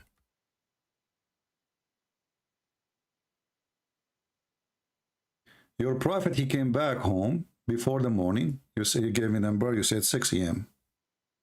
I said 6 a.m. the sunrise. Don't mix. I did not say that 6 he came back. No problem. What does that mean? Well, give me a number, my friend. When he came, Muhammad, he came back. It can be even 1 a.m. in the night. So it's not. Yes. So it's not. You know, like it can. Guys, okay, I will go with you. It can be 1 a.m. in the morning. So Muhammad, he went. You see, I'm going with you, and you will see how whatever you try to fix it is going to be stupid. So now it's 1 a.m. in the morning. Muhammad, he came back at 1 a.m. in the morning. This is what you just said. Yeah, it can even be 1. Okay, okay. So what time Muhammad was in the seventh heaven? Based on 1 a.m. coming back. Anytime, maybe 8:30. Maybe 8:30 he was in the seventh heaven. Took him 30 minutes. Yeah, it can even take him a single minute because it's God who took him. No, the one who took him, it wasn't God, it was Jibreel. And as you know, the Quran says that the angels take them 1,000 years of your time to go up to heaven. Yes, it does say that, but when God wants to do anything, he can do anything. No, it's not your God. No, that's not true. Because your God, he sent Jibreel with a donkey. He did not say, be here, and he was. Did he send a donkey? He did send, but it doesn't say at what time he went up, how that all. Did Muhammad pass by physical object and it was a physical trip? Yeah, of course, it was a physical. So it was a physical. Okay, so as long as it's a physical and the angel take him 1,000 years to go, then Muhammad alone, this alone will destroy all the story of Muhammad. And then Muhammad, he claimed that he went up to heaven and he came down before you claim that it's even 1 a.m. while his God come in every night at 1:30 a.m. to the lowest heaven. So when Allah was moving between heaven number 7 and heaven number 1 going down, Muhammad was going up, and then he came back, and still he cannot meet Allah. And the top of that, as long Muhammad he is using physical, as long Muhammad using physical object, he have a donkey. Is the donkey have the speed of light? When God wants. Okay, well, the donkey, his name is Al-Buraq. So what? What Buraq mean? So do you mean because he was Al-Buraq, so he God cannot do anything to him? No, I'm not saying anything. I'm saying the name Al-Buraq mean he is a thunder. So what? Okay, what is the speed of light? Can you measure the speed of light? How stupid. Yeah, there is a measurement of a speed of light, sure. So, yeah, but and isn't it the angels made of light? The angels are made of nur, yeah, light. Light. So now we have the donkey, Mr. Donkey, made of light. Angels are made of light. And it take the angels 1,000 years to go up and to go down. So how your prophet took him few hours to go up and down, and you mentioned to me 1 o'clock maybe he came back. So he left at 8. He came back by 1. So it took him only 5 hours to go up and down. And then the angel, it says clearly in the Quran that it take them 1,000 years of your time in just to go in one way, which means to the angels to come back, it need 2,000 years. Yeah. Do you mean that God cannot do everything? Well, I mean, but your God, my friend, my friend, your God, he decide how long it take.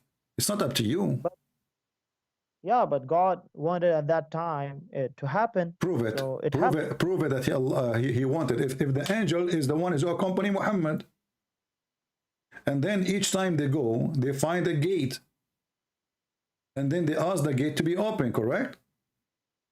Yes. So.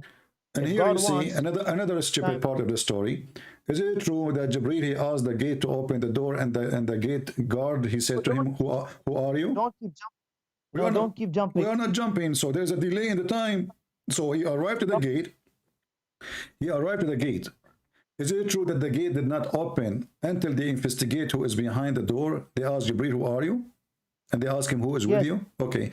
So yes. The angels in Islam, do they knew? Can they see behind the door? What do you mean? If I am They are, now, if Jibril is behind the door, can he see me? if Jibril, what are you saying?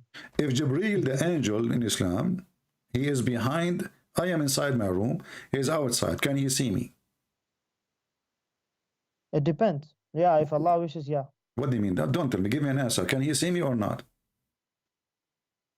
Depends is what I'm saying. This is not an answer. Depend is an answer of a loser. Either you say yes or no. If Allah wishes, yes. This is not a question. Can the angel see behind the door? Can't you understand that if Allah wishes, yes, he can This see? is not the question. I want to know if he wished or not. This is the question. So can they see? Can they see? Can the angel see behind the door? The question is, can the angel see through a barrier? Firstly, you're jumping. This wasn't the main question. The main question was... I'm going to show you that how all the story is stupid. So now Jibril is in the front of the door. The angels behind the door, the angels behind the doors, they could not recognize Jibril. Is that true? No. Open Surah Tahrim was Surah 66. It says that whatever God asked the angels to do, they do. So God asked them what? Okay, so God asked them to ask Jibril if he is Jibril. Who is he? God asked the angels to ask if anyone comes, who are they, and the questions.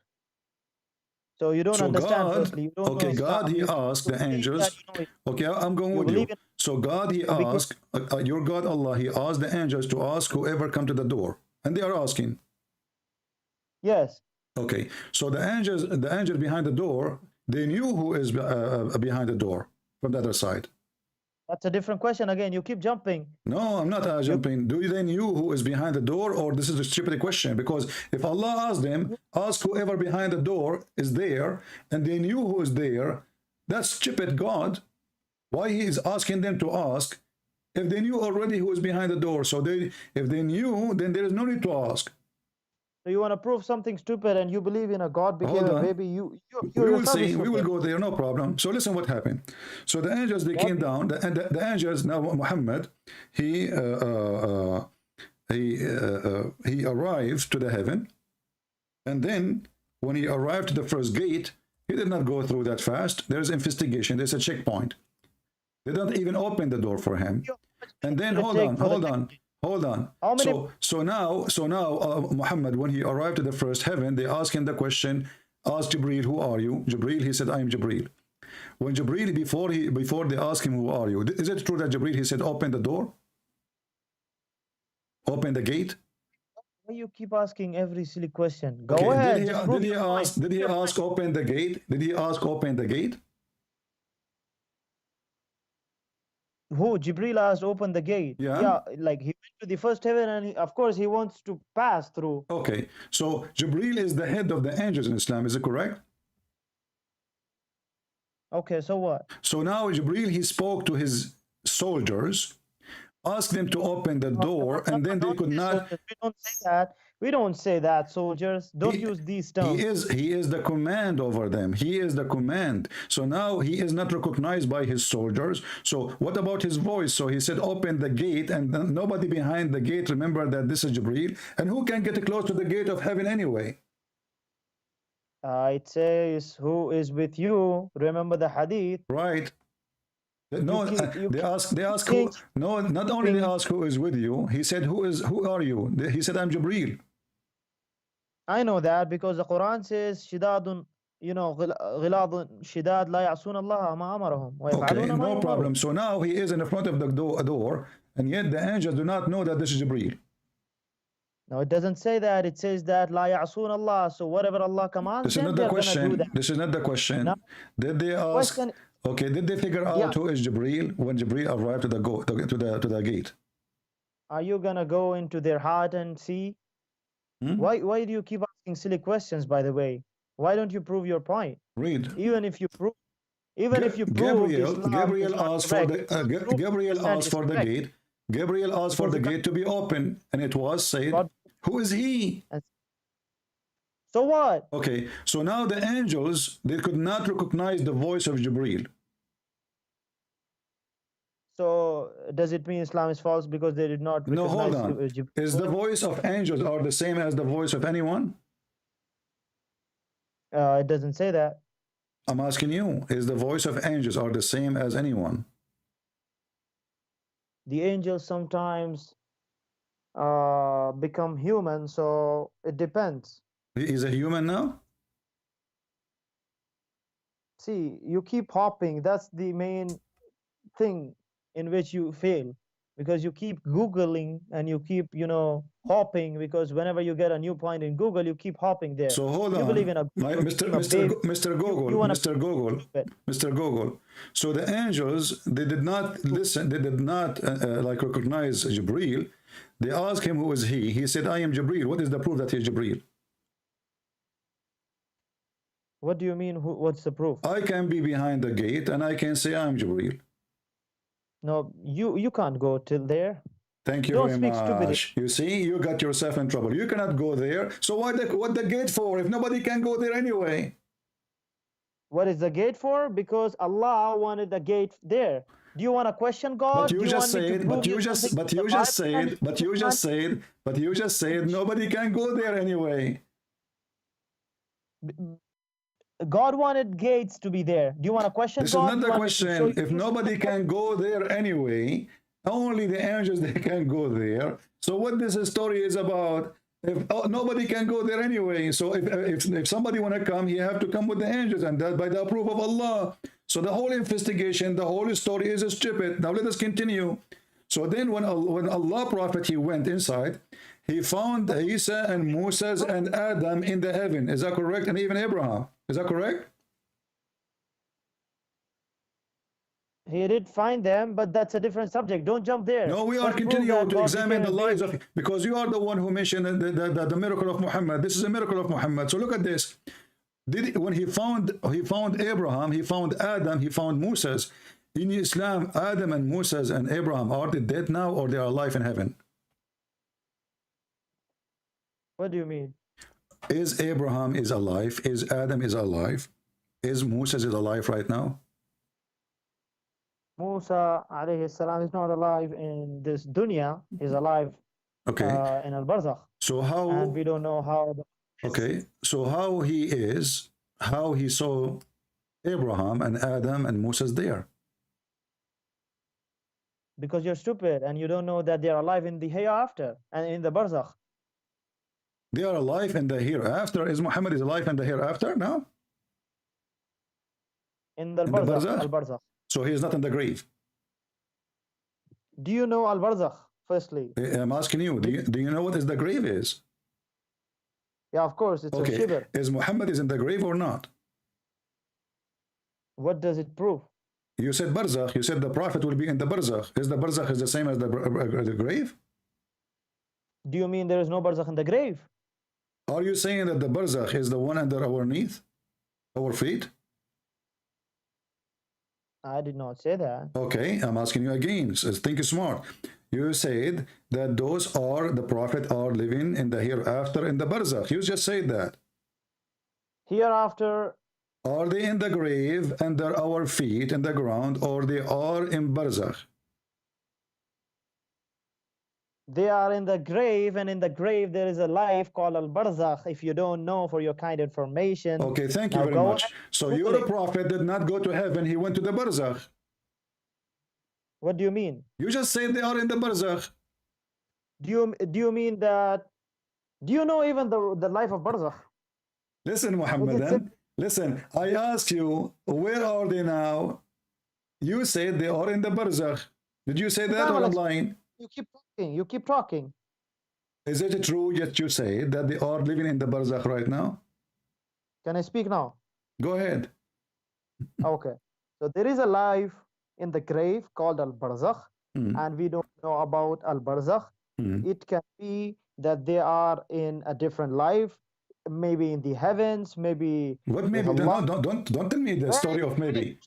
Don't jump. Wait, let There's me no answer. maybe. I want you to confirm to me. Are they in heaven? Don't tell me maybe. You see, you Muslims, you lie to yourself non-stop. Because heaven is a place where people who they are resurrected from death already there. Heaven is not the grave. Heaven is not in the earth. Grave is down in the earth. Is the barzakh is in heaven? Can I talk now? Yeah, go ahead. Yeah, I give you the mic to talk. You tell me maybe. I don't want maybe. Is the barzakh? I want to confirm. Where is the barzakh located? Now can I speak now? Wait a minute. There is a life in a grave called al-barzakh. Yeah. And of course, as I told you about the ruh and something else, there is no much knowledge given to us. So al-barzakh is a life which is not spoken about a lot. So it can be a life either in heaven or in different places, depending on Allah wants the person to be. Let's make it simple. Is your prophet now is in al-barzakh or in the grave? It's a simple answer. So you're asking me, when you make tea, do you require water or milk? Of course, I require two of them. Listen to the question. Where is your prophet now? So the answer is, in the grave itself, there is a life called al-barzakh. It's life. It's life. It's a life. A life. I know you're Googling something now. Yeah. And you're hop and jump. Uh-huh. So before that, let us laugh at you. You're a prophet, he says. I am the first one who Allah will open his grave from. You know that, and he's gonna see Moses. That's a different question. So how he is the first one? Okay, hold on. You just said he will be the first one open from the grave, and he will see Moses, correct? No, I knew you wanted to jump. No, we are trying to find where Muhammad is. I asked you. You said he's in al-barzakh. So is he in al-barzakh or is he in the grave? I knew you wanted to jump. Will you prove to us how God became a baby? Is he in the grave or he is in the barzakh? You believe in a God became baby, and you now want to become a baby. We will go and talk about it. No problem. Even your Quran, chapter 19, verse number 19, it says that Jesus is holy.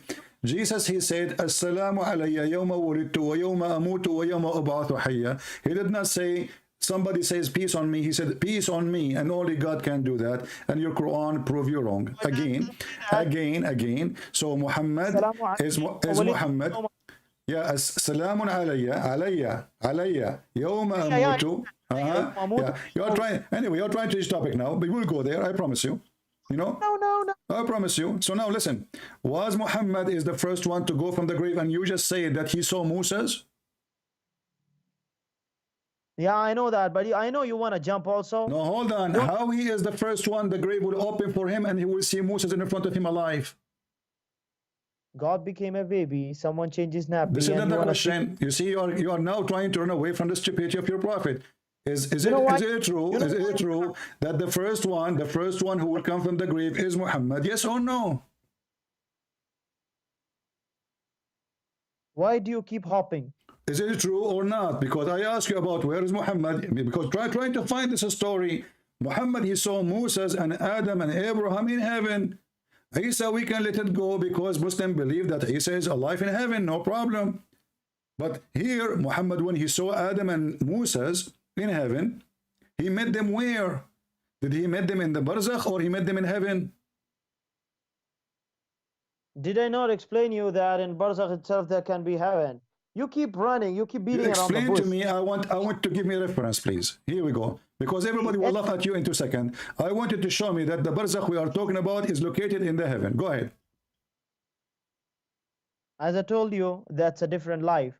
This is not the question. When you say something, you have to say it based in your prophet teaching. Show me where it says that the barzakh located in the heaven of Allah. There is 7 heavens. In which heaven of them? And where you got this information from?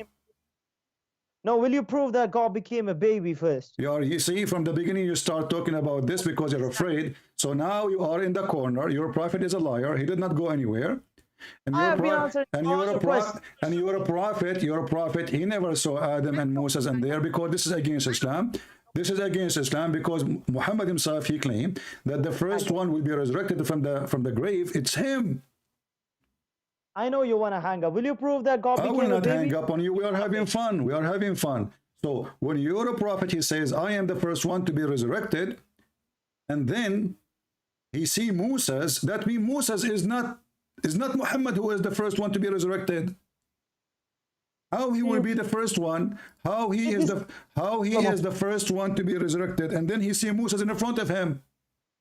You see, you so-called Christian prince, you keep running and you keep jumping. That's the main problem. This is the main problem. So I am the first one will be resurrected from the grave, and then I will find Moses standing in front of me. So why do you keep jumping firstly? This wasn't the question. So is Moses now in the barzakh or he is in the heaven? Don't you understand? Are you a chicken or what? Let us see who is the chicken. Don't talk about chicken. I can show you the hadith that your God Allah, he said in the top of the chicken, a rooster. Don't go there. And that will lead us to ask, when Muhammad he went to the seventh heaven, did he go through the rooster? Because Allah sitting in the top of the rooster. So again, I ask you, please, when you're a prophet, he went to heaven. Did he see Moses and Adam and Abraham in heaven or in the barzakh?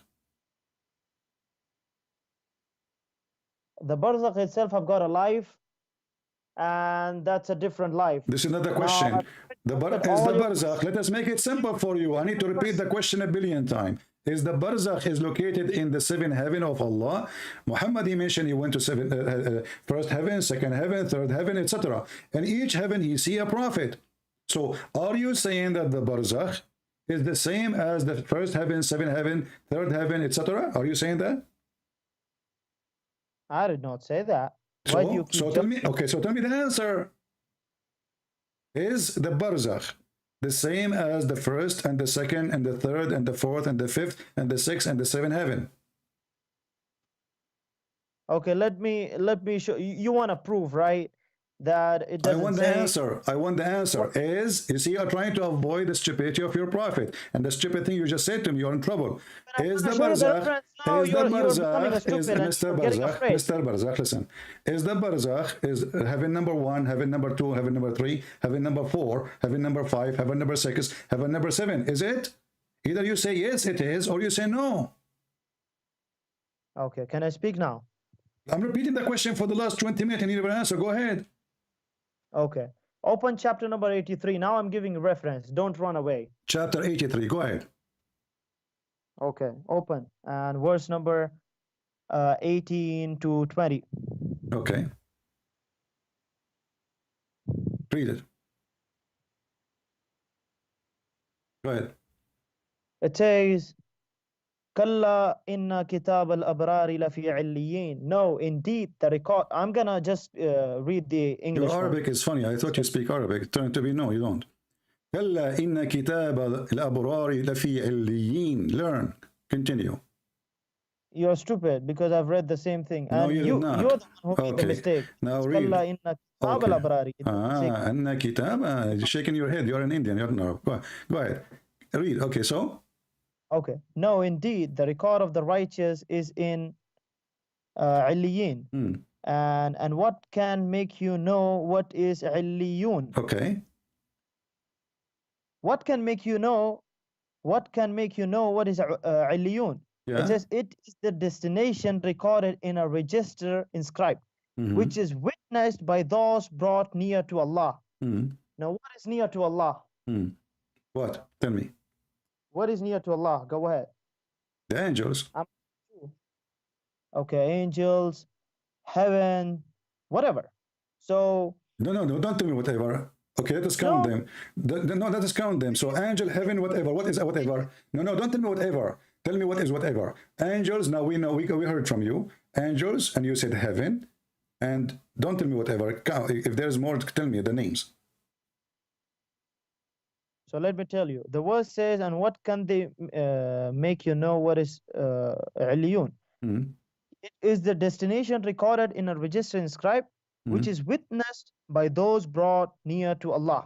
So it is witnessed, but it doesn't say what is it. So it can be anything. It can be heaven, it can be it can be in al barzakh, wherever in al jannah, Okay, in let whatever us Allah let wishes. us let us So laugh. wait, Let us just laugh. give me 1 minute. Let us Give me 1 laugh. minute. Let us laugh at what you just said. You said Give me 1 minute. kitabun marqum. No. Give me 1 minute. Okay, Give me go. 1 minute. I'm Okay, a go. comment. Okay, 1 minute. go. So it's near to that. Firstly, secondly, now I've answered your question. Will you answer that God became a baby? And Someone you don't changed his answer name. anything. Hold on, you are in big No. trouble now. Look what you just said. You just said what is al-kitab al-marqum, written record? What is that? I have answered your question. Will You you don't answer answer my anything. question? You gave me this verse. This verse will make you shish kebab again. You're just a stupid idiot. You just said to me that Allah, he have people next to him where he have his record. Did you confirm that? What do you mean? You said where Allah record is, there is people live next to him, and you are trying to imply that those are Adam and Abraham and Moses. I did not say that. You're stupid. I did not say that. So why you You're are quoting stupid. for me this verse, man? Why you are quoting this verse for me? I am telling that this verse says that the people, the righteous people, Yeah. the righteous people are in Illiyun. And what do you know about Illiyun? It says that it doesn't say where exactly it is. So that's why I'm telling you don't know where exactly it is. It can be heavens, it can be anywhere, whatever Allah wishes. Now I've answered your question. Will you believe? No, you will did you not answer my answer. question? Let us go and read the interpretation. Everybody will laugh at you. First of all, you idiot. This is about those people who will be rewarded. You are an idiot. This verse is about when you go to heaven.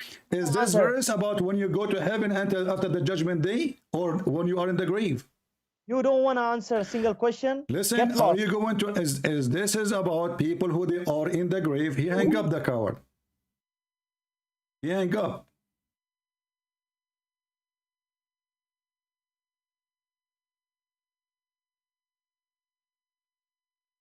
What does this have to do with our topic anyway? And now you got your God in more poo-poo. Because if you are saying that the angel, the prophet, you see, when I said to him, are you implying that those are the prophet, they are in heaven now? He said, I did not say that. So why you are quoting for this? You know, we are talking about where Adam and where is Abraham and where is Moses now? And then you went to Google and you search and you found that the Quran says that those who they have their righteousness, they are in Illiyun. And what Illiyun mean, you idiot? Illiyun is coming from the word Ali, high.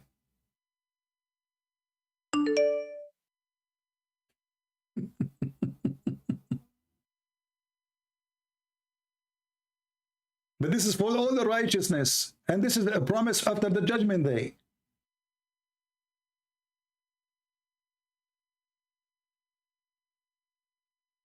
Same time, your God is a stupid. How they are close to it, and this is a book recording their destiny, but other verses says nobody can see it.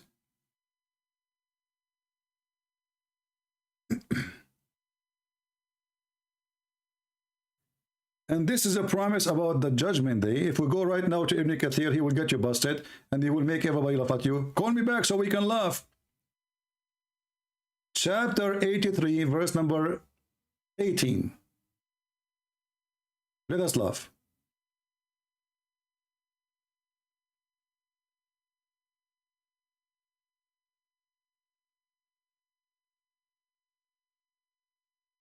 This is Ibn Kathir. It's not me. Don't tell me it's me who's saying that. It doesn't say that, CV. When you just said that to me, you prove to me again that your God is an idiot.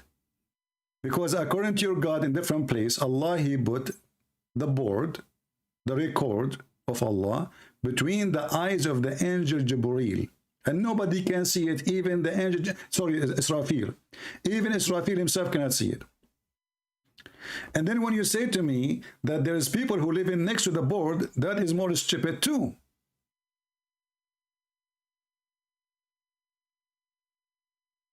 Especially when you are trying to confirm to me that the righteous people, they live there, as if they are already there, when the Quran confirmed clearly that there is a day, it's called the Day of Judgment. And after resurrection, people will be judged. And after judgment, they will go in the sirat. Some people, their feet will be burned. Some people, half of their body will be burned. Some of them, they will be, most of their, to the head, they will be in the fire. And some, they will go fast. But this is a proof that Muhammad is a fraud. This is mean paradise. I asked him 1,000 times, is the barzakh, is the paradise? He refused to say. I said, okay, so what is the barzakh? He decided to quote for me this verse. But this verse proved that it's paradise, or talking about paradise. So why you choose this verse? It is you who search in Google, and people are laughing at you now. So Muhammad, he went to the seventh heaven to see and he saw the prophet, and then the angels cannot recognize who is behind the door, and they asked Jibreel, who is there? Who is there? Jibreel said, it's me, Jibreel. They said, who is with, is there somebody with you? He said, yeah, this guy, his name is Muhammad. What a childish story. He went in the heaven, he found Adam crying. He asked Jibreel, who is this guy? He said, this is Adam. Adam, he looked at the right, he laughed. He looked at the left, he cried. What a horrible day for Adam. I mean, this guy is spending his life doing that. He looked at the right, he cried. At the right, he laughed. He looked at the left, he cried. So he asked him why he's doing that, why he's crying and laughing. He says, when he look at the right, he see people who want to go to heaven. When he look at the left, he see people will go to hell, so he cry for his children.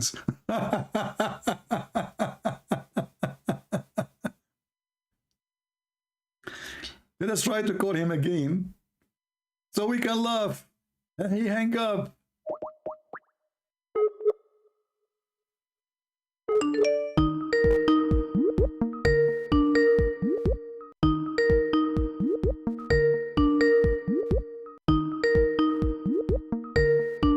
I don't think he will answer.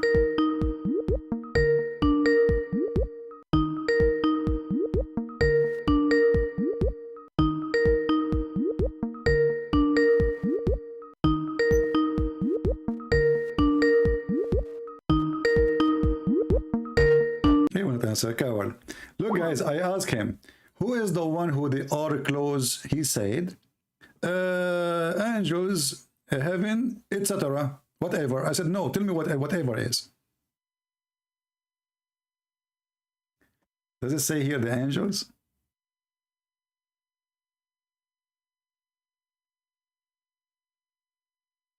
The verse after it have nothing to do with this. This is typical Quran, my friend. So Muhammad, he have a lot of miracles. And we find the second we start studying those miracles, we will find that they are shish kebab miracle. First of all, nobody saw him as usual. Yesterday, I have a big miracle. I went to the bathroom and I stayed there for an hour. Nobody saw me. Thank God. I mean, sorry, thank Allah. You don't want to see that. A miracle. A miracle or a poo-poo.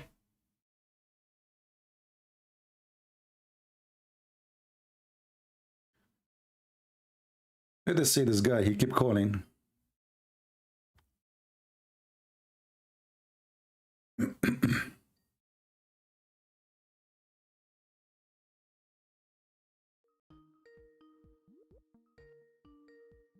He's not answering. Well, I guess he don't want to talk. He said in the chat, Orthodox Jews, they say that Allah is the same God of the Christians and the Jews. My friend, we can refute you and refute the stupid Jew who said that to you if he is a Jew really. The Quran make it clear that the Jews, they make fun of Allah. If the Jews, they believe in Allah, then they will not make fun of Allah. The same as I'm doing right now. If I believe in Allah, I will never make fun of Allah. So the Jews, they said, Yadullahi maghlula. Who said that? the Jews. Which chapter? Chapter 5, verse number 64.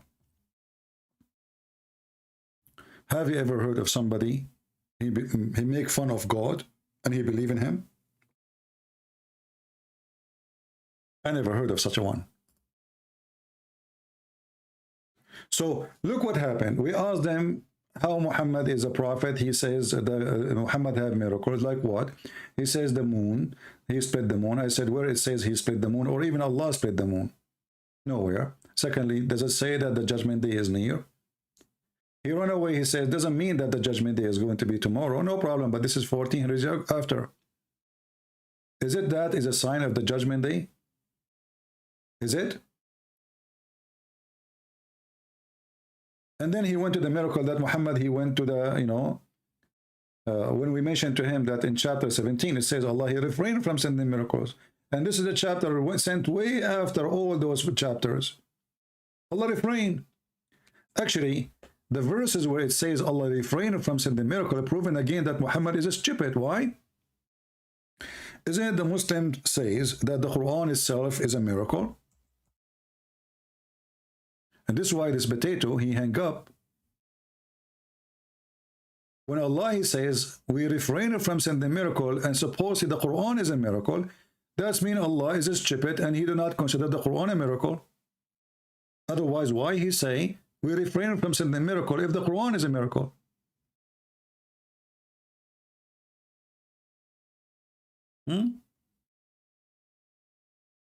A Muhammadan saying, remember the 100 lie of CP? My friend, if I have 100 lie and none of you dare to call me and get me busted with one of them, that means you are the potato. Imagine there is a guy, he have 100 lie, but none of those potatoes, children of Muta, dare to call me and show me one of them. Do you see how strong the accusation is? As long as you have 100 lie, will call me. Show me.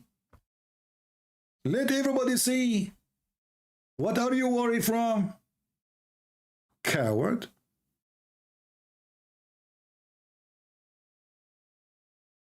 You should be happy there's lies so you can get me busted easy. So what do? You speak to yourself. Here we go. I have my Skype open. Where is your shake? Where is your potatoes? Where is potato dawah? They are doing dawah, fooling people, sharing false taqiyya.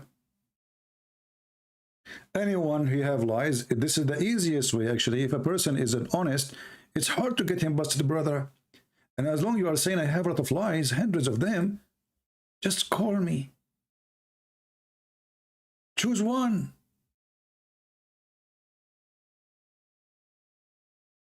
Can't you? The perfect dawah wanted to call me. No problem, my friend. My Skype is open. Let him text me.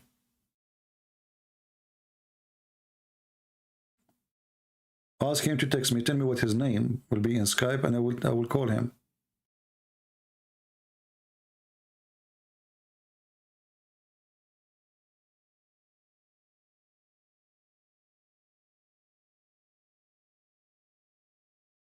My friend, we got it. There's a guy, he wanna call me. Let him call me. What will do? There's no need to repeat that 100 times. Shall we hug him? Anyone is welcome to call me. Text me first, I will call you. Very simple. There's no need to this guy wanna call you, this guy wanna call you. Don't get so excited. If they are really truly they wanna call me, here we go. The same as those Abdul, they are calling me. He can call me too.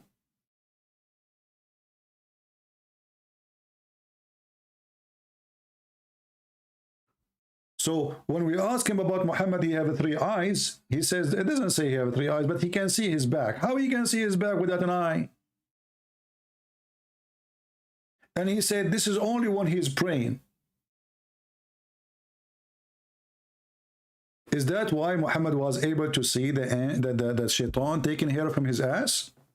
Because he can see in his back?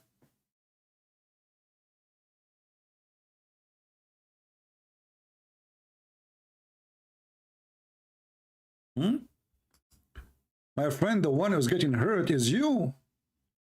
Because if there's 100 lie and still you Muslims cannot dare to call me, that's mean you are hurt and you need a lot of Vaseline. No Vaseline can help you. You can make videos as much as you want, but you don't dare. Those debate, people will download them, people will save them. I challenge you, all of you Muslims, to download the video. See, equal opportunity between me and your brother in Islam. And he was supposedly getting me busted. If you are proud about this conversation, I challenge all of you Muhammadan to download any conversation I have and put it in your website, in your channel. I challenge you.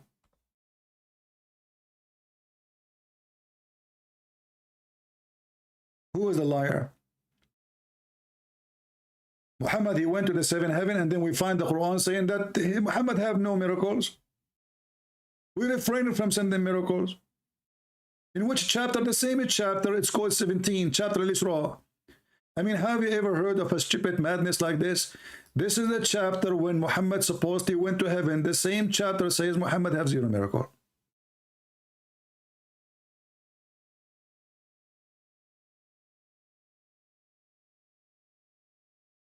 Is it true that Muslims, they can lie? Yeah, lying is part of Islam. It's a big rule in Islam. This is why Muhammad, he says you can lie in 3 cases: to your wife, the wife to her husband, the husband to his wife, and to your friends and to your enemy. So who's left?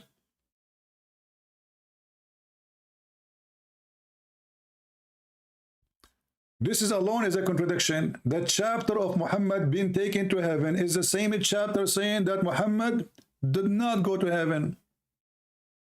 It's in the front of your eyes. Allah, he refrained from giving miracle. What the answer is? He said, well, miracles you do to show people, not true. As an example, Jesus, he was born of a virgin in Islam. Anybody saw that? I mean, do you see how they try to deceive you with the stupid answers? Miracle is a miracle, regardless if people see it or not. If Jesus is a son of Mary and she is virgin, nobody saw. This is a miracle. Nobody can prove or disapprove. But yet you Muslims, you believe in it, right? So it's a miracle. So when the Quran says that Allah, he sent Muhammad to heaven, in the same chapter he says we refrain from doing miracles. How stupid is that? Do we have any Muhammadan here? Who is a brave Muhammadan, have the courage and the knowledge? Your friend, he hung up the wood Ali and he left.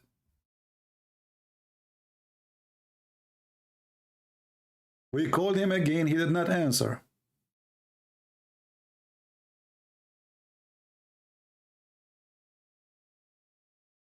No happy ending for Abdul.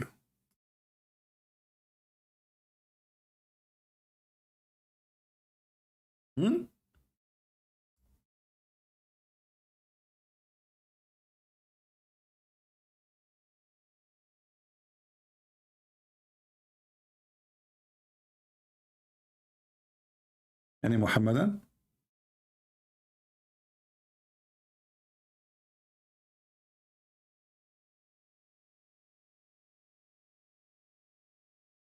Somebody send me what definition of one eye in the back.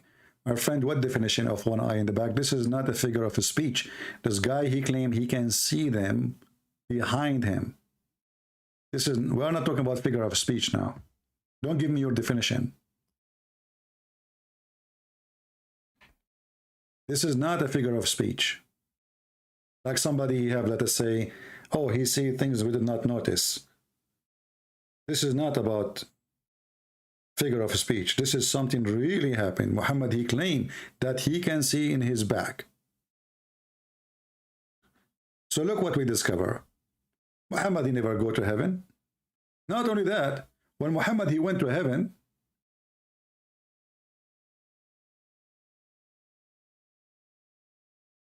you see, in Christianity, in the Bible, Adam and Eve, they were where, anyone remember? What paradise mean for them? It's in the earth. It's not in the sky. Correct? So when Muhammad, he claimed that heaven is in the sky, and he went there, and then we find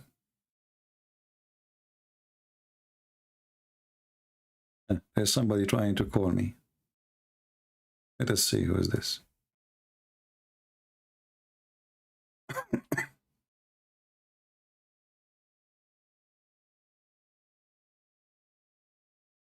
Call declined. So why you are trying to call me? I will call you one more time, or I will block you. Let us see. Hello? Yes, I hear you. Go ahead. Are you a Muslim? Yes. Your voice is very low. I cannot hear you. Can you hear me now? Okay, go ahead. What do you want to say to us? So I saw the title of your live Okay. is Why Allah Has 3 Eyes. Not Allah. We are talking about Muhammad. Okay. Where did you get that from? Oh, this is from the hadith. Muhammad, he says he can see his back. Which one? It's in front of you on the screen. And this is mentioned in Sahih Muslim too. Okay, and why is this a problem? That means Muhammad is not a human like us. He have 3 eyes, or maybe 4, maybe 6, maybe 7. Is he? Okay, and how is this disapproving Islam? We are not talking about this is disapproving Islam. This is telling us that Muhammad obviously is a fabricator, because in the Quran Muhammad, he said that I have no knowledge of anything, and anything is cannot be seen and is unseen. I cannot tell you that I know the treasure of Allah, and I am not an angel. So if he is like us, then how come he can see in his back?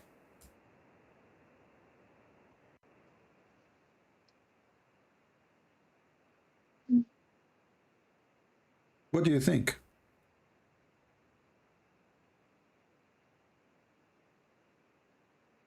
Yeah, that's a good point. I don't know.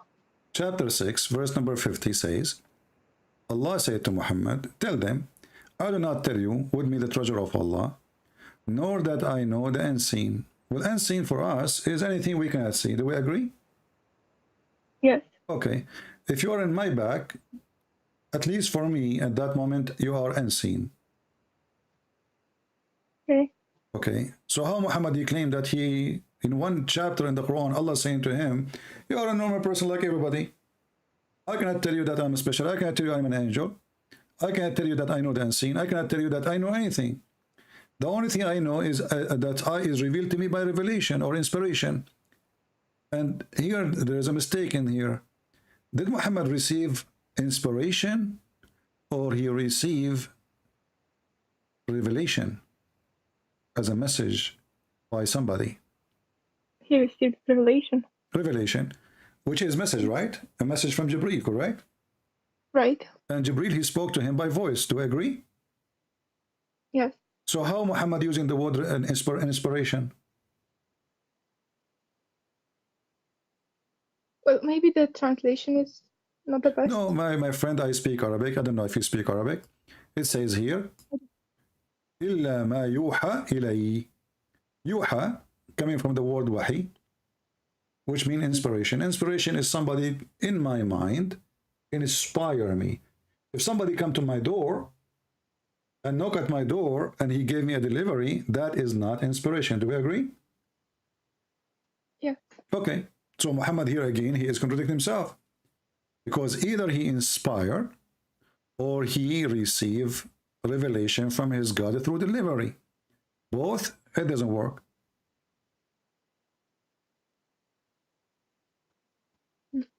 Right? Right. I mean, So what do you think? What do you think? Tell me your opinion, Mariam.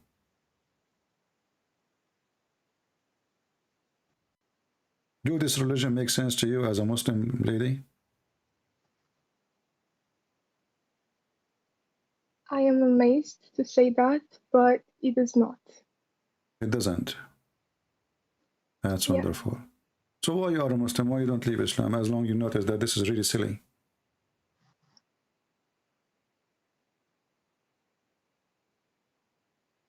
what if it's true? And Okay, did you hear the guy who called me before you, Mr. Dawood Ali? I heard the last part. Okay, when I told him, I was joking with him for sure. I told him I have my grandfather, he is 90 years old, and he died and he was holding a stick and he died standing for a year. He said, what's wrong with that? Do you really, Mariam, believe that this is really, and nobody noticed that he is dead, except when the termite, they ate his stick? What do you think about this story?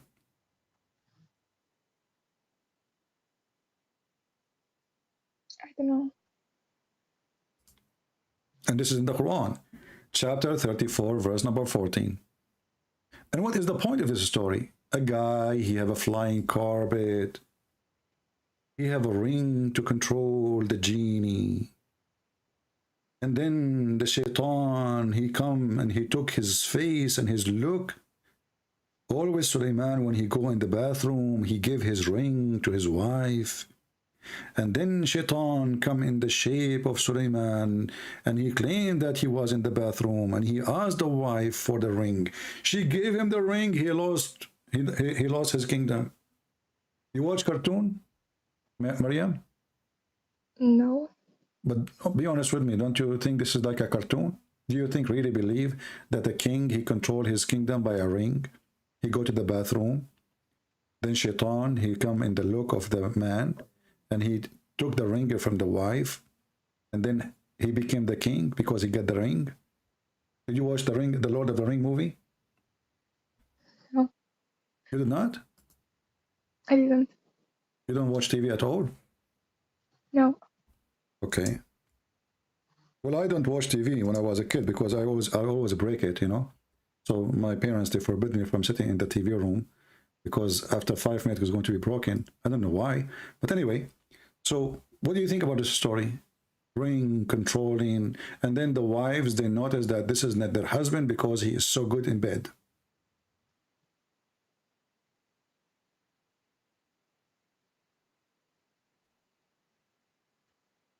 What do you think, Mariam?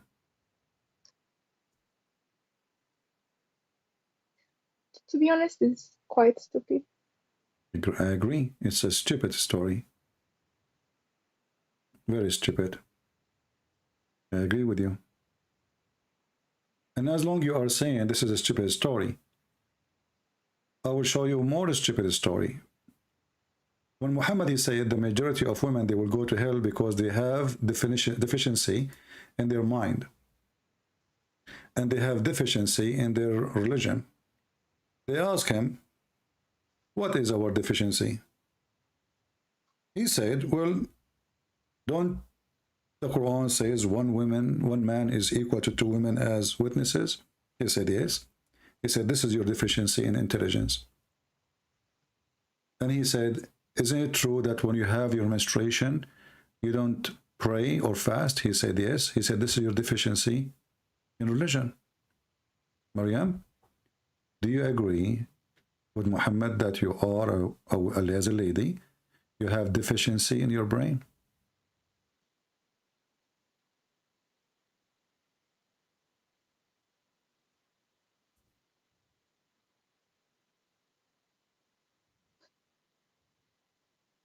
I do not. But sometimes men are more logical than women because, women act more upon emotions. But men can get with emotion. If you make one woman wearing short skirt walk in the front of 10 men, not only half a brain will go, the whole brain will disappear. So this is not an excuse about emotion. Men can be infected and do stupid things when he get tempted, as an example. So where is the wisdom of the man? Where is the wise man? He got tempted, and he do the wrong thing. So if women, they have emotion, who said that men have no emotion? Secondly, if the women, she have deficiency because she is not allowed to witness in the court, is that her fault? Islam forbid her from witnessing. In fact, if we take a woman and a man to a wedding party, as an example, you go with your husband, and then you come back from the wedding party, And then we ask Maryam to tell us the details, and we ask your husband to tell us what happened. Who is the one you think Maryam will tell better details? The husband or you? Me. Why? Because you are a female, correct? Yes. So he's wrong. Women, they remember things. Men, they don't even remember what they ate for lunch. So when the Quran says women, they cannot equal to be to the man to witness. Why? Because if one of them forgot, the other one will remind her. But the man is the one who forgot.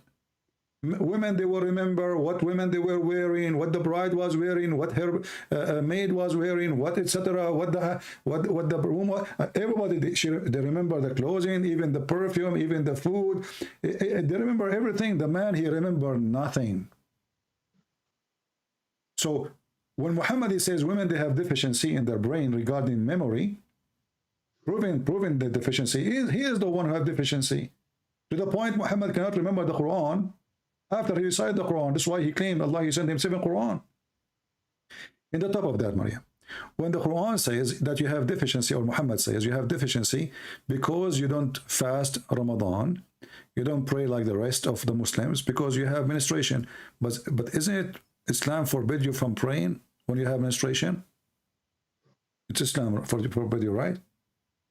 So Right. how that can be deficiency? So you forbid me from praying, and then that will make me deficient? If you allow me to pray when I am having a period, well, I will be like everybody. So, and who is the one, let us say for the sake of argument, you have deficiency in your brain. Who is the one who made you? Supposedly Allah, correct? Right. Well, if Allah make you with deficiency, how you want to send you to hell for what he did? You see, he was stupid. Muhammad, he says that he's asking the women to give charity because he saw most of them, they go to hell, and explaining why. But both of them, if you have a deficiency in the brain, as he claimed, or you have the menstruation, as he said, but this is what Allah, he did to you, if this is true. So why you will go to hell? I will not go to hell for that. You will not. You will not. Absolutely. I will. I will be happy to invite you to be with in heaven with our Lord. So, Maryam, do you want to be in this religion? If I am you, I will leave right away. This is garbage. You know, this is disrespect to your mother, my mother, your sister. You know, if the mother, because this is an attack on the mother, the women. If my mother, she have deficiency, as Muhammad said,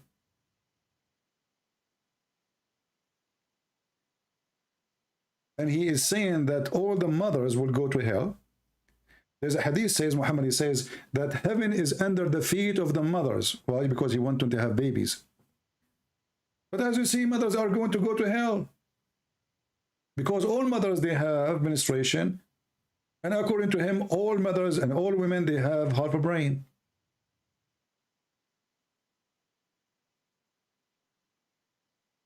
So why, Maryam, why you don't denounce Muhammad and say, I am out of Islam, my sister? What are you waiting for?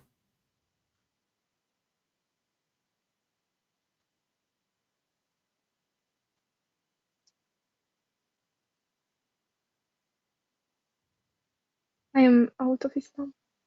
Hallelujah. We are happy for you, Maryam. You are out of Islam and now you are free. But let us make you more free. Let us make you fly with the angels. What do you know about Christ, Maryam? As long as you decide to leave Islam, now I have a duty to introduce you to my Lord, to my Savior. And I am hoping that you will accept him so you can be saved. What do you think about Christ?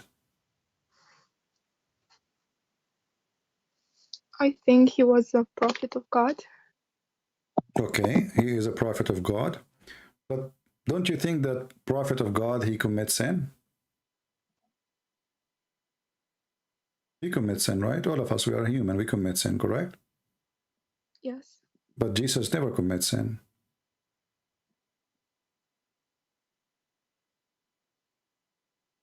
If somebody He never commits sin, and he forgives sin. What that will make him?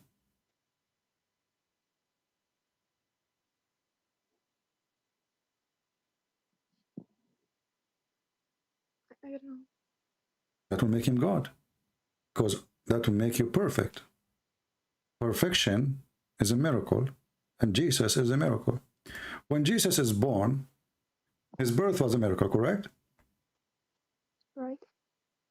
So God did miracles for us so we might believe. But why Jesus himself is the miracle? The Bible says that God is a miracle. Prophets, they do miracles. God, he gave them power to do miracles, or he did it for them. Jesus himself is the miracle. Not only he do miracle, he is the miracle. When Jesus said in book of John, who of you can point at me as a sinner? Who of you can prove me as a sinner? Nobody. When Jesus said to the Jews, after he said to a person, go and your sin is forgiven, the Jews in their mind, they say to themselves, who is this man who is forgiven sin? Only God can do that. And by the way, the Quran confirms that only God can forgive sin. Then Jesus, he said to them, which one is easier? To say, go and your sin is forgiven? Or to tell the guy who cannot walk, carry your bed and walk? What do you think, Maryam? Do you believe in the miracles of Christ?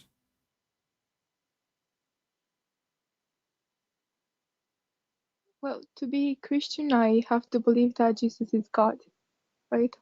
Yes. How can a human be God? Well, how come God not to be what he wants? You see, when we say Almighty, what do you think of the word Almighty? What Almighty mean?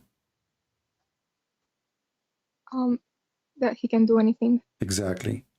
So if the angel, according to the Quran, came to Mary and appeared to her as a perfect man, correct? Yeah. Okay. If an angel can come and be a man just because he wished so, can God come and be a man?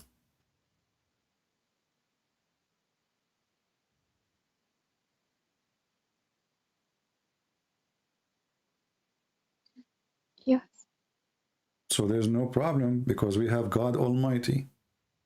God Almighty, there's no limitation of his power, and it doesn't affect him for being a human. Even the Quran in chapter 19, verse 19 says that Jesus is the Holy Son. The Muslim, they try to put him down, says, oh, he's born of a woman. But here you notice that even Jesus in his birth, he gave respect to you, Mary, Maryam. And your name is Maryam. And he was born of a woman, her name is Maryam. So Jesus, by coming to this earth, and he is born of a woman, he showed a word that when you look down at the women, you are very wrong. I am not the son of any man, but I'm coming to you, and I am a son of a woman. How much respect the woman she will earn more than Jesus himself is born through a woman.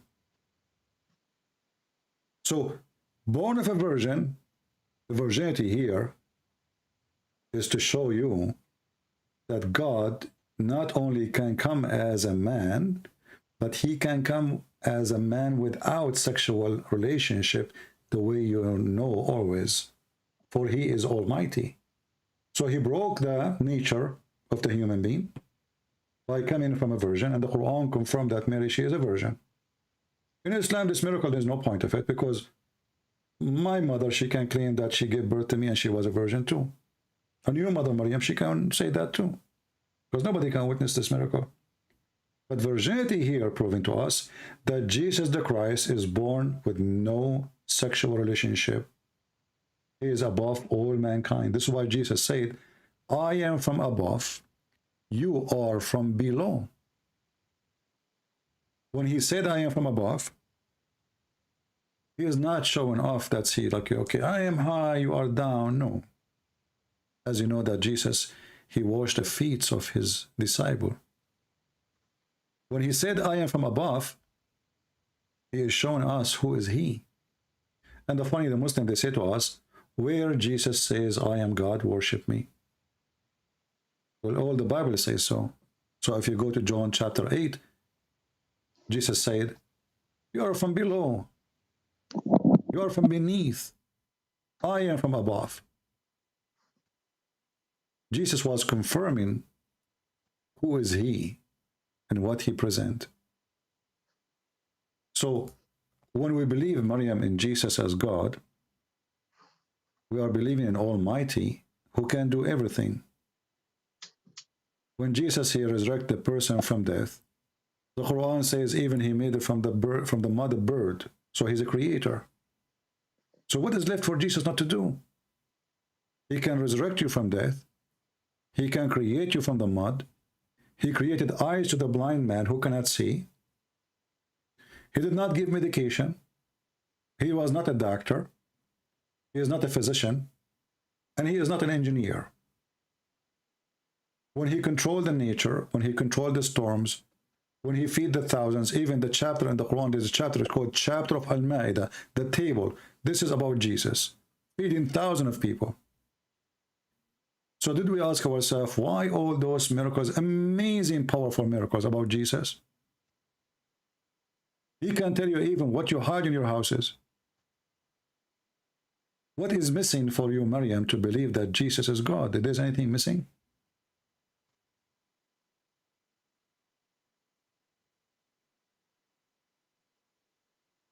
No. So would you, my sister, accept the Messiah as your Savior so you can be saved today? What does saved mean?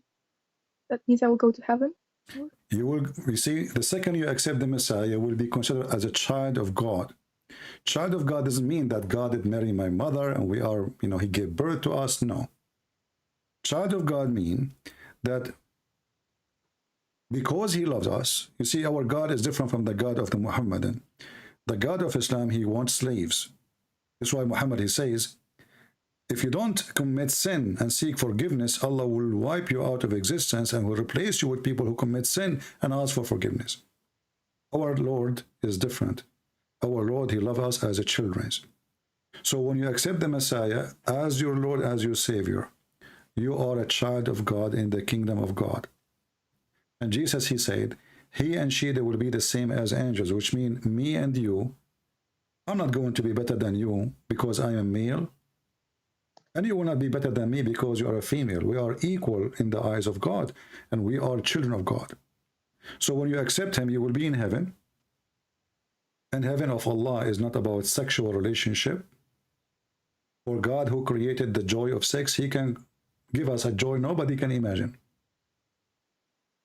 God who gave us the joy of tasting food, he can give us a joy nobody can imagine. So the heaven of God, our Lord, is way high from the human needs. He will free us from the needs. That's why he says they will be the same as angels, which means the first joy God will give you is to be free from any needs. Imagine, Maryam, you do not need to eat. You do not need to drink. You do not need to sleep.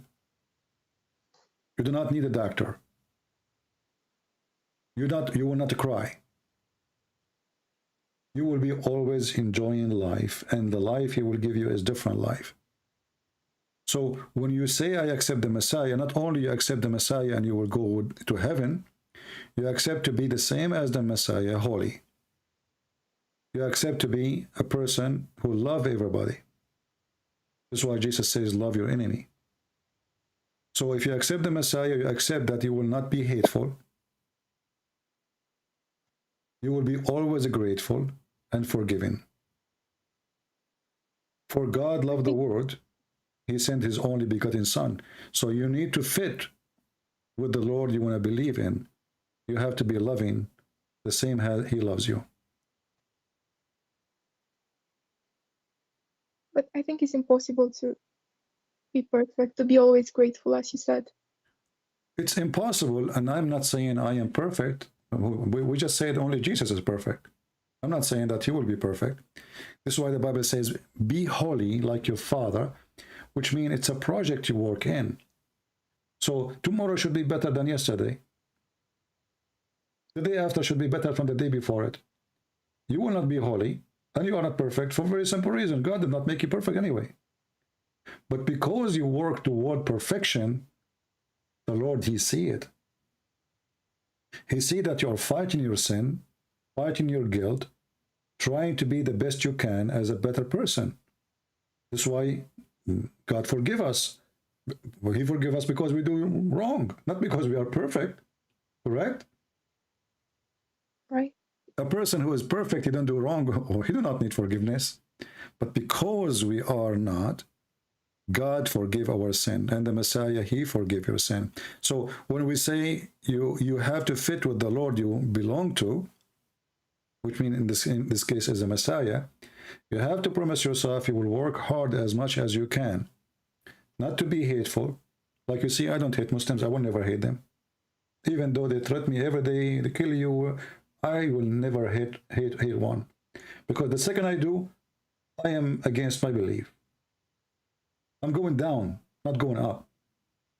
The Lord, he said, from the fruits you shall know them. So what the Messiah is saying to you, that if you really follow me, then you will be the same as a good tree who give good fruits. And your salvation is based on your faith, not by the fruits. But the fruit is something will happen automatically because you are following the Messiah. So if you see somebody hungry, you feed him. Not because this will take you to heaven, no, but because you are following the Messiah. You have a heart. You have love. You feel for others. This is why the Messiah, he said, I was hungry and you fed me. I was a stranger and you took me in. I was sick and you visited me, etc. So they said to him, Lord, when we did that to you? He said, when you do it to my brothers, you did to me. So with the Messiah, Maryam, you are a new person. Your heart is different. And not only that, when you get married, the man, he should love you the same as Christ, he loved the church. So the Messiah is the only one who made the women, not only is born from a woman, he made the women equal to the church. The Messiah, he gave himself to the church, and he ordered us to give yourself to your wife. What does that mean? You are there to have a duty, not to take advantage. Not like the Quran says, beat them until they obey you. Women in Christianity, she obey her husband because she love him, and he will not force her to obey except by base of love. Because she love me, she obey me. And because I love her, I give myself to her. Not because I have muscles and she don't. Not because I spend money on her, as the Quran says, and she don't spend money on me. So with the Messiah, Maryam, you are safe from all the hell of Islam. First, you are going to be with the Lord in his heaven. Secondly, your life will change. Your value is back to normal. You are equal to everybody. Nobody will look down at you as a woman. You are the child of God.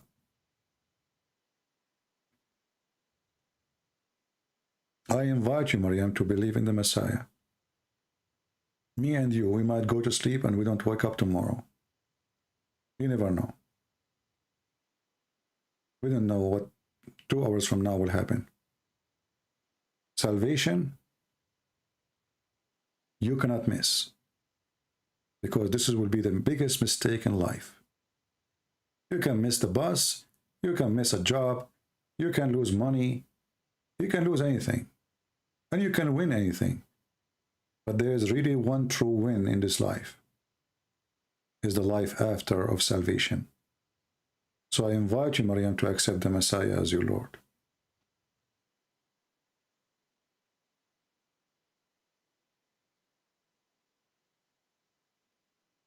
I accept the Messiah as my Lord. I mean to that. I mean to that. I hear that. I hear you crying. I was going to go today, actually. And you text me, and I wasn't going to take, or even to call you. I am so happy, Maryam, that you called me. I'm so happy today I got the chance to talk to you.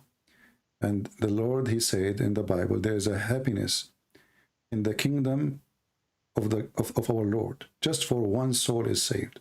This is how much our Lord, he love you. A happiness there is.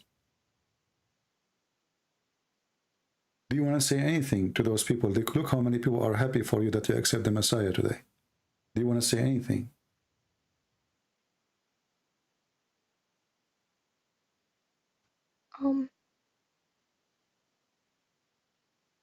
Thank you for sharing with me this truth about who God is. That's all I want to say.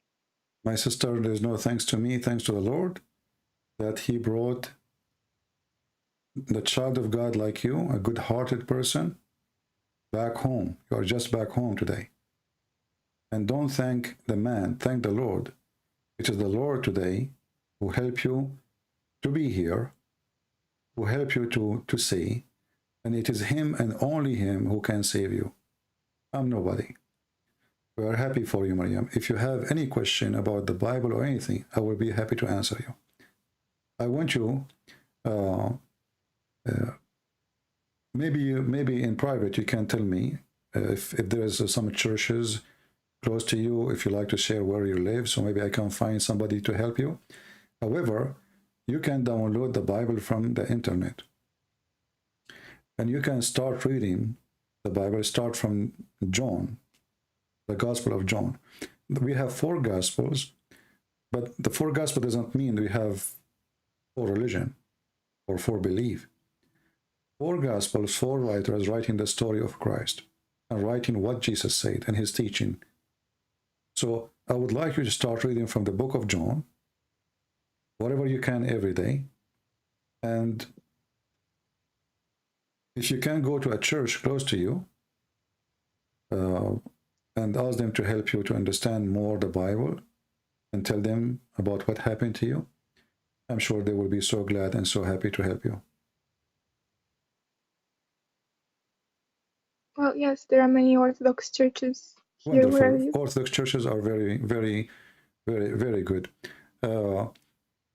You can tell me, and maybe I can find someone to contact you if you like, you know. But you can go to any church and tell them I want to learn, you know, and I accept the Messiah, because you need to get baptized. And don't worry about the baptized. It's not like you are doing a surgery. You know, it's very simple thing to happen. It's just you will be reborn again with the Christ, because today you believe in him, and the Holy Spirit will be always with you when you get baptized.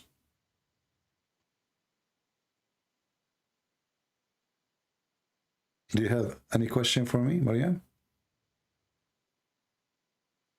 No. Well, I have you in Skype. If you have anything, please let me know, and I will be happy to help. All right? Sure. Yes. God bless you, sister. And I ask everybody here in the chat, leave your comment later. Pray for our sister Maryam, so the Lord will strengthen her with faith and knowledge and wisdom, and he will keep her pure heart pure always. Always maintain your pure heart. And what brought you today to Christ is your pure heart. Remember, we are sinners, yes, but there is the decency in our heart is showing us where to go. And she just followed today her heart, and she accepted the Messiah. We are happy for you, Maryam. If you have any question for me, go ahead before you go. Thank you. But I can't think of any question right now. All right. If I have a question, I will text you. Sure. All right, sister. Take care, and happy for you. God bless you. Thank you. Take care. God is good. God is good.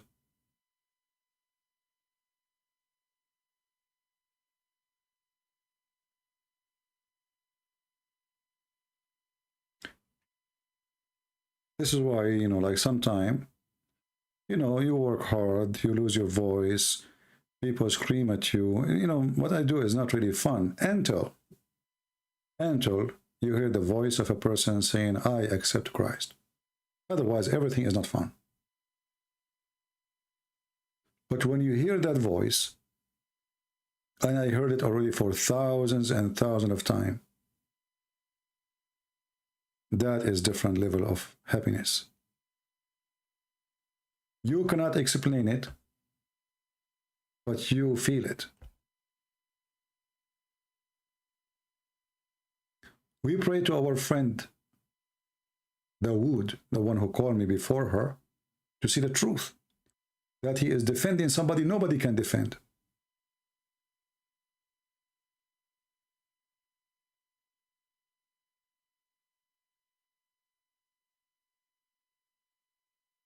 Muhammad, he failed in everything. He's a cheater, he's a liar, he's a deceiver. Go after children to have sex with them. Cheating in his wife. I mean, name one thing for me about this man is not evil. So how in the world we can leave the Holy Lord, the Messiah, and we follow such a horrible person? He changed his name to the praised one. Isn't it obvious that he is Satan? If you are a Muhammadan and you think you are following God, why even Muhammad, his name is Muhammad? Muhammad means the praised one. So if he is the praised one, who is praised number two? This man, he is trying to replace God.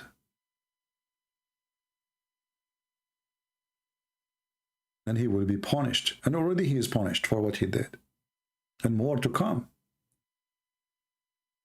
When Muhammad, he said that he died by the poison he ate at Khaybar. And he said that this poison is cutting his artery. And then we find a verse in the Quran saying that if Muhammad is a liar, he is a fabricator, we will cut his aorta. He will cut his artery.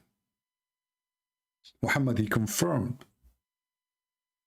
He never thought that this will happen. He never thought that he, from his mouth, he will confess that he's a fraud. And his body will prove it.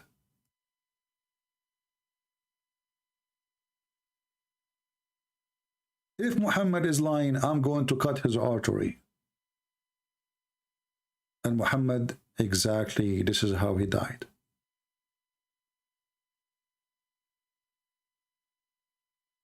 The Lord said he will not leave us without the Comforter, the Spirit of God. And the proofs will be always around us. Every two mention my name, I will be between them. He witnessed with us, and we witnessed to him. And today he witnessed for our sister Maryam that she is saved. Please pray for her. Keep her in your prayer, and her family too. And we hope that her family, and she will love her family more, because now you are a Christian. You look at family as a different way. If she is married, she will look at her husband in a different way. If she have a children, she don't see them mujahideen who want to go and kill and die. She will see them as little angels who they are gift of God, who love everybody. If she see a dog, she will not be disgusted because dog is the devil, as Muhammad he said. Superstition man. If she see a black dog, she will not think that he is Satan, which is very silly.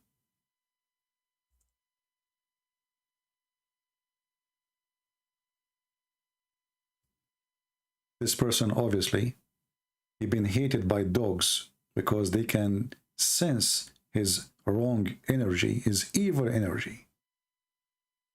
Dogs, they have a very special way of sensing bad energy. And that's why they might attack you, even if you don't know why.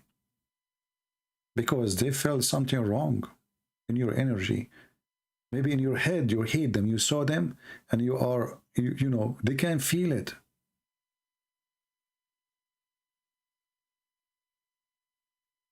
But dogs are dogs. And actually, one of the gifts God he gave us is those animals around us who deserve us.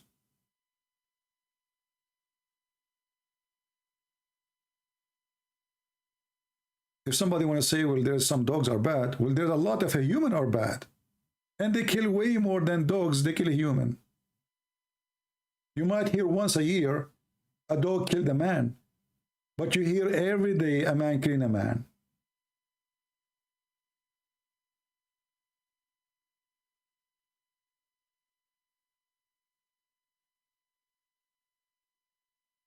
With the Messiah, we love everybody. And we are not going to be superstitious, and we are going to be stupid. I want to say thank you guys for being here. I hope today we have a good time together. Don't forget to put some comment in the comment section. Most of you, you don't care, sadly. You watch as if you saw nothing. You hear as if you heard nothing. If you are such a person who hear nothing, see nothing, no matter what you hear, well, I feel sorry for you. You are living like a concrete. Nothing move you. Nothing touch you. And then you need to ask yourself, are you really alive? Or you are just a dead person, eat and drink, waiting for the time to come, to go. Thank you very much for being here. May the Lord bless you all. And until we see you soon again. Christ is Lord. And Maryam is saved today. Happiness in the kingdom of our Father is happening now for her salvation. God bless, and see you soon again. Take care.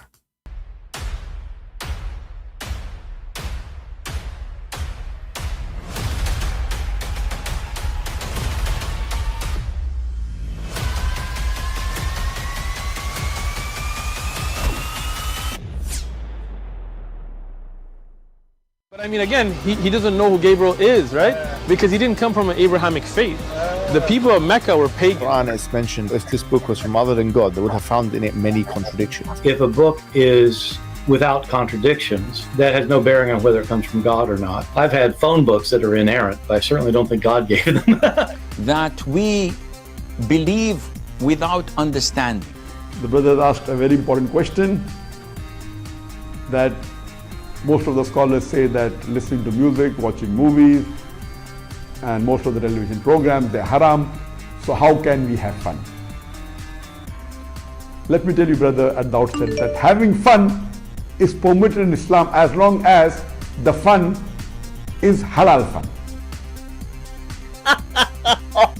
That the standard narrative has holes in it. The Prophet tells us because Satan or the devil sleeps over our nostrils. Those who oversleep and not pray Fajr on time, Satan urinates in their ears. I really do think Jesus was crucified and that he really was dead and buried. He thought that he was a son of God in the sense that he was specially chosen by God. I think Jesus really did think he was going to be the Messiah, the future king of Israel. I mean, that is, after all, why they crucified him.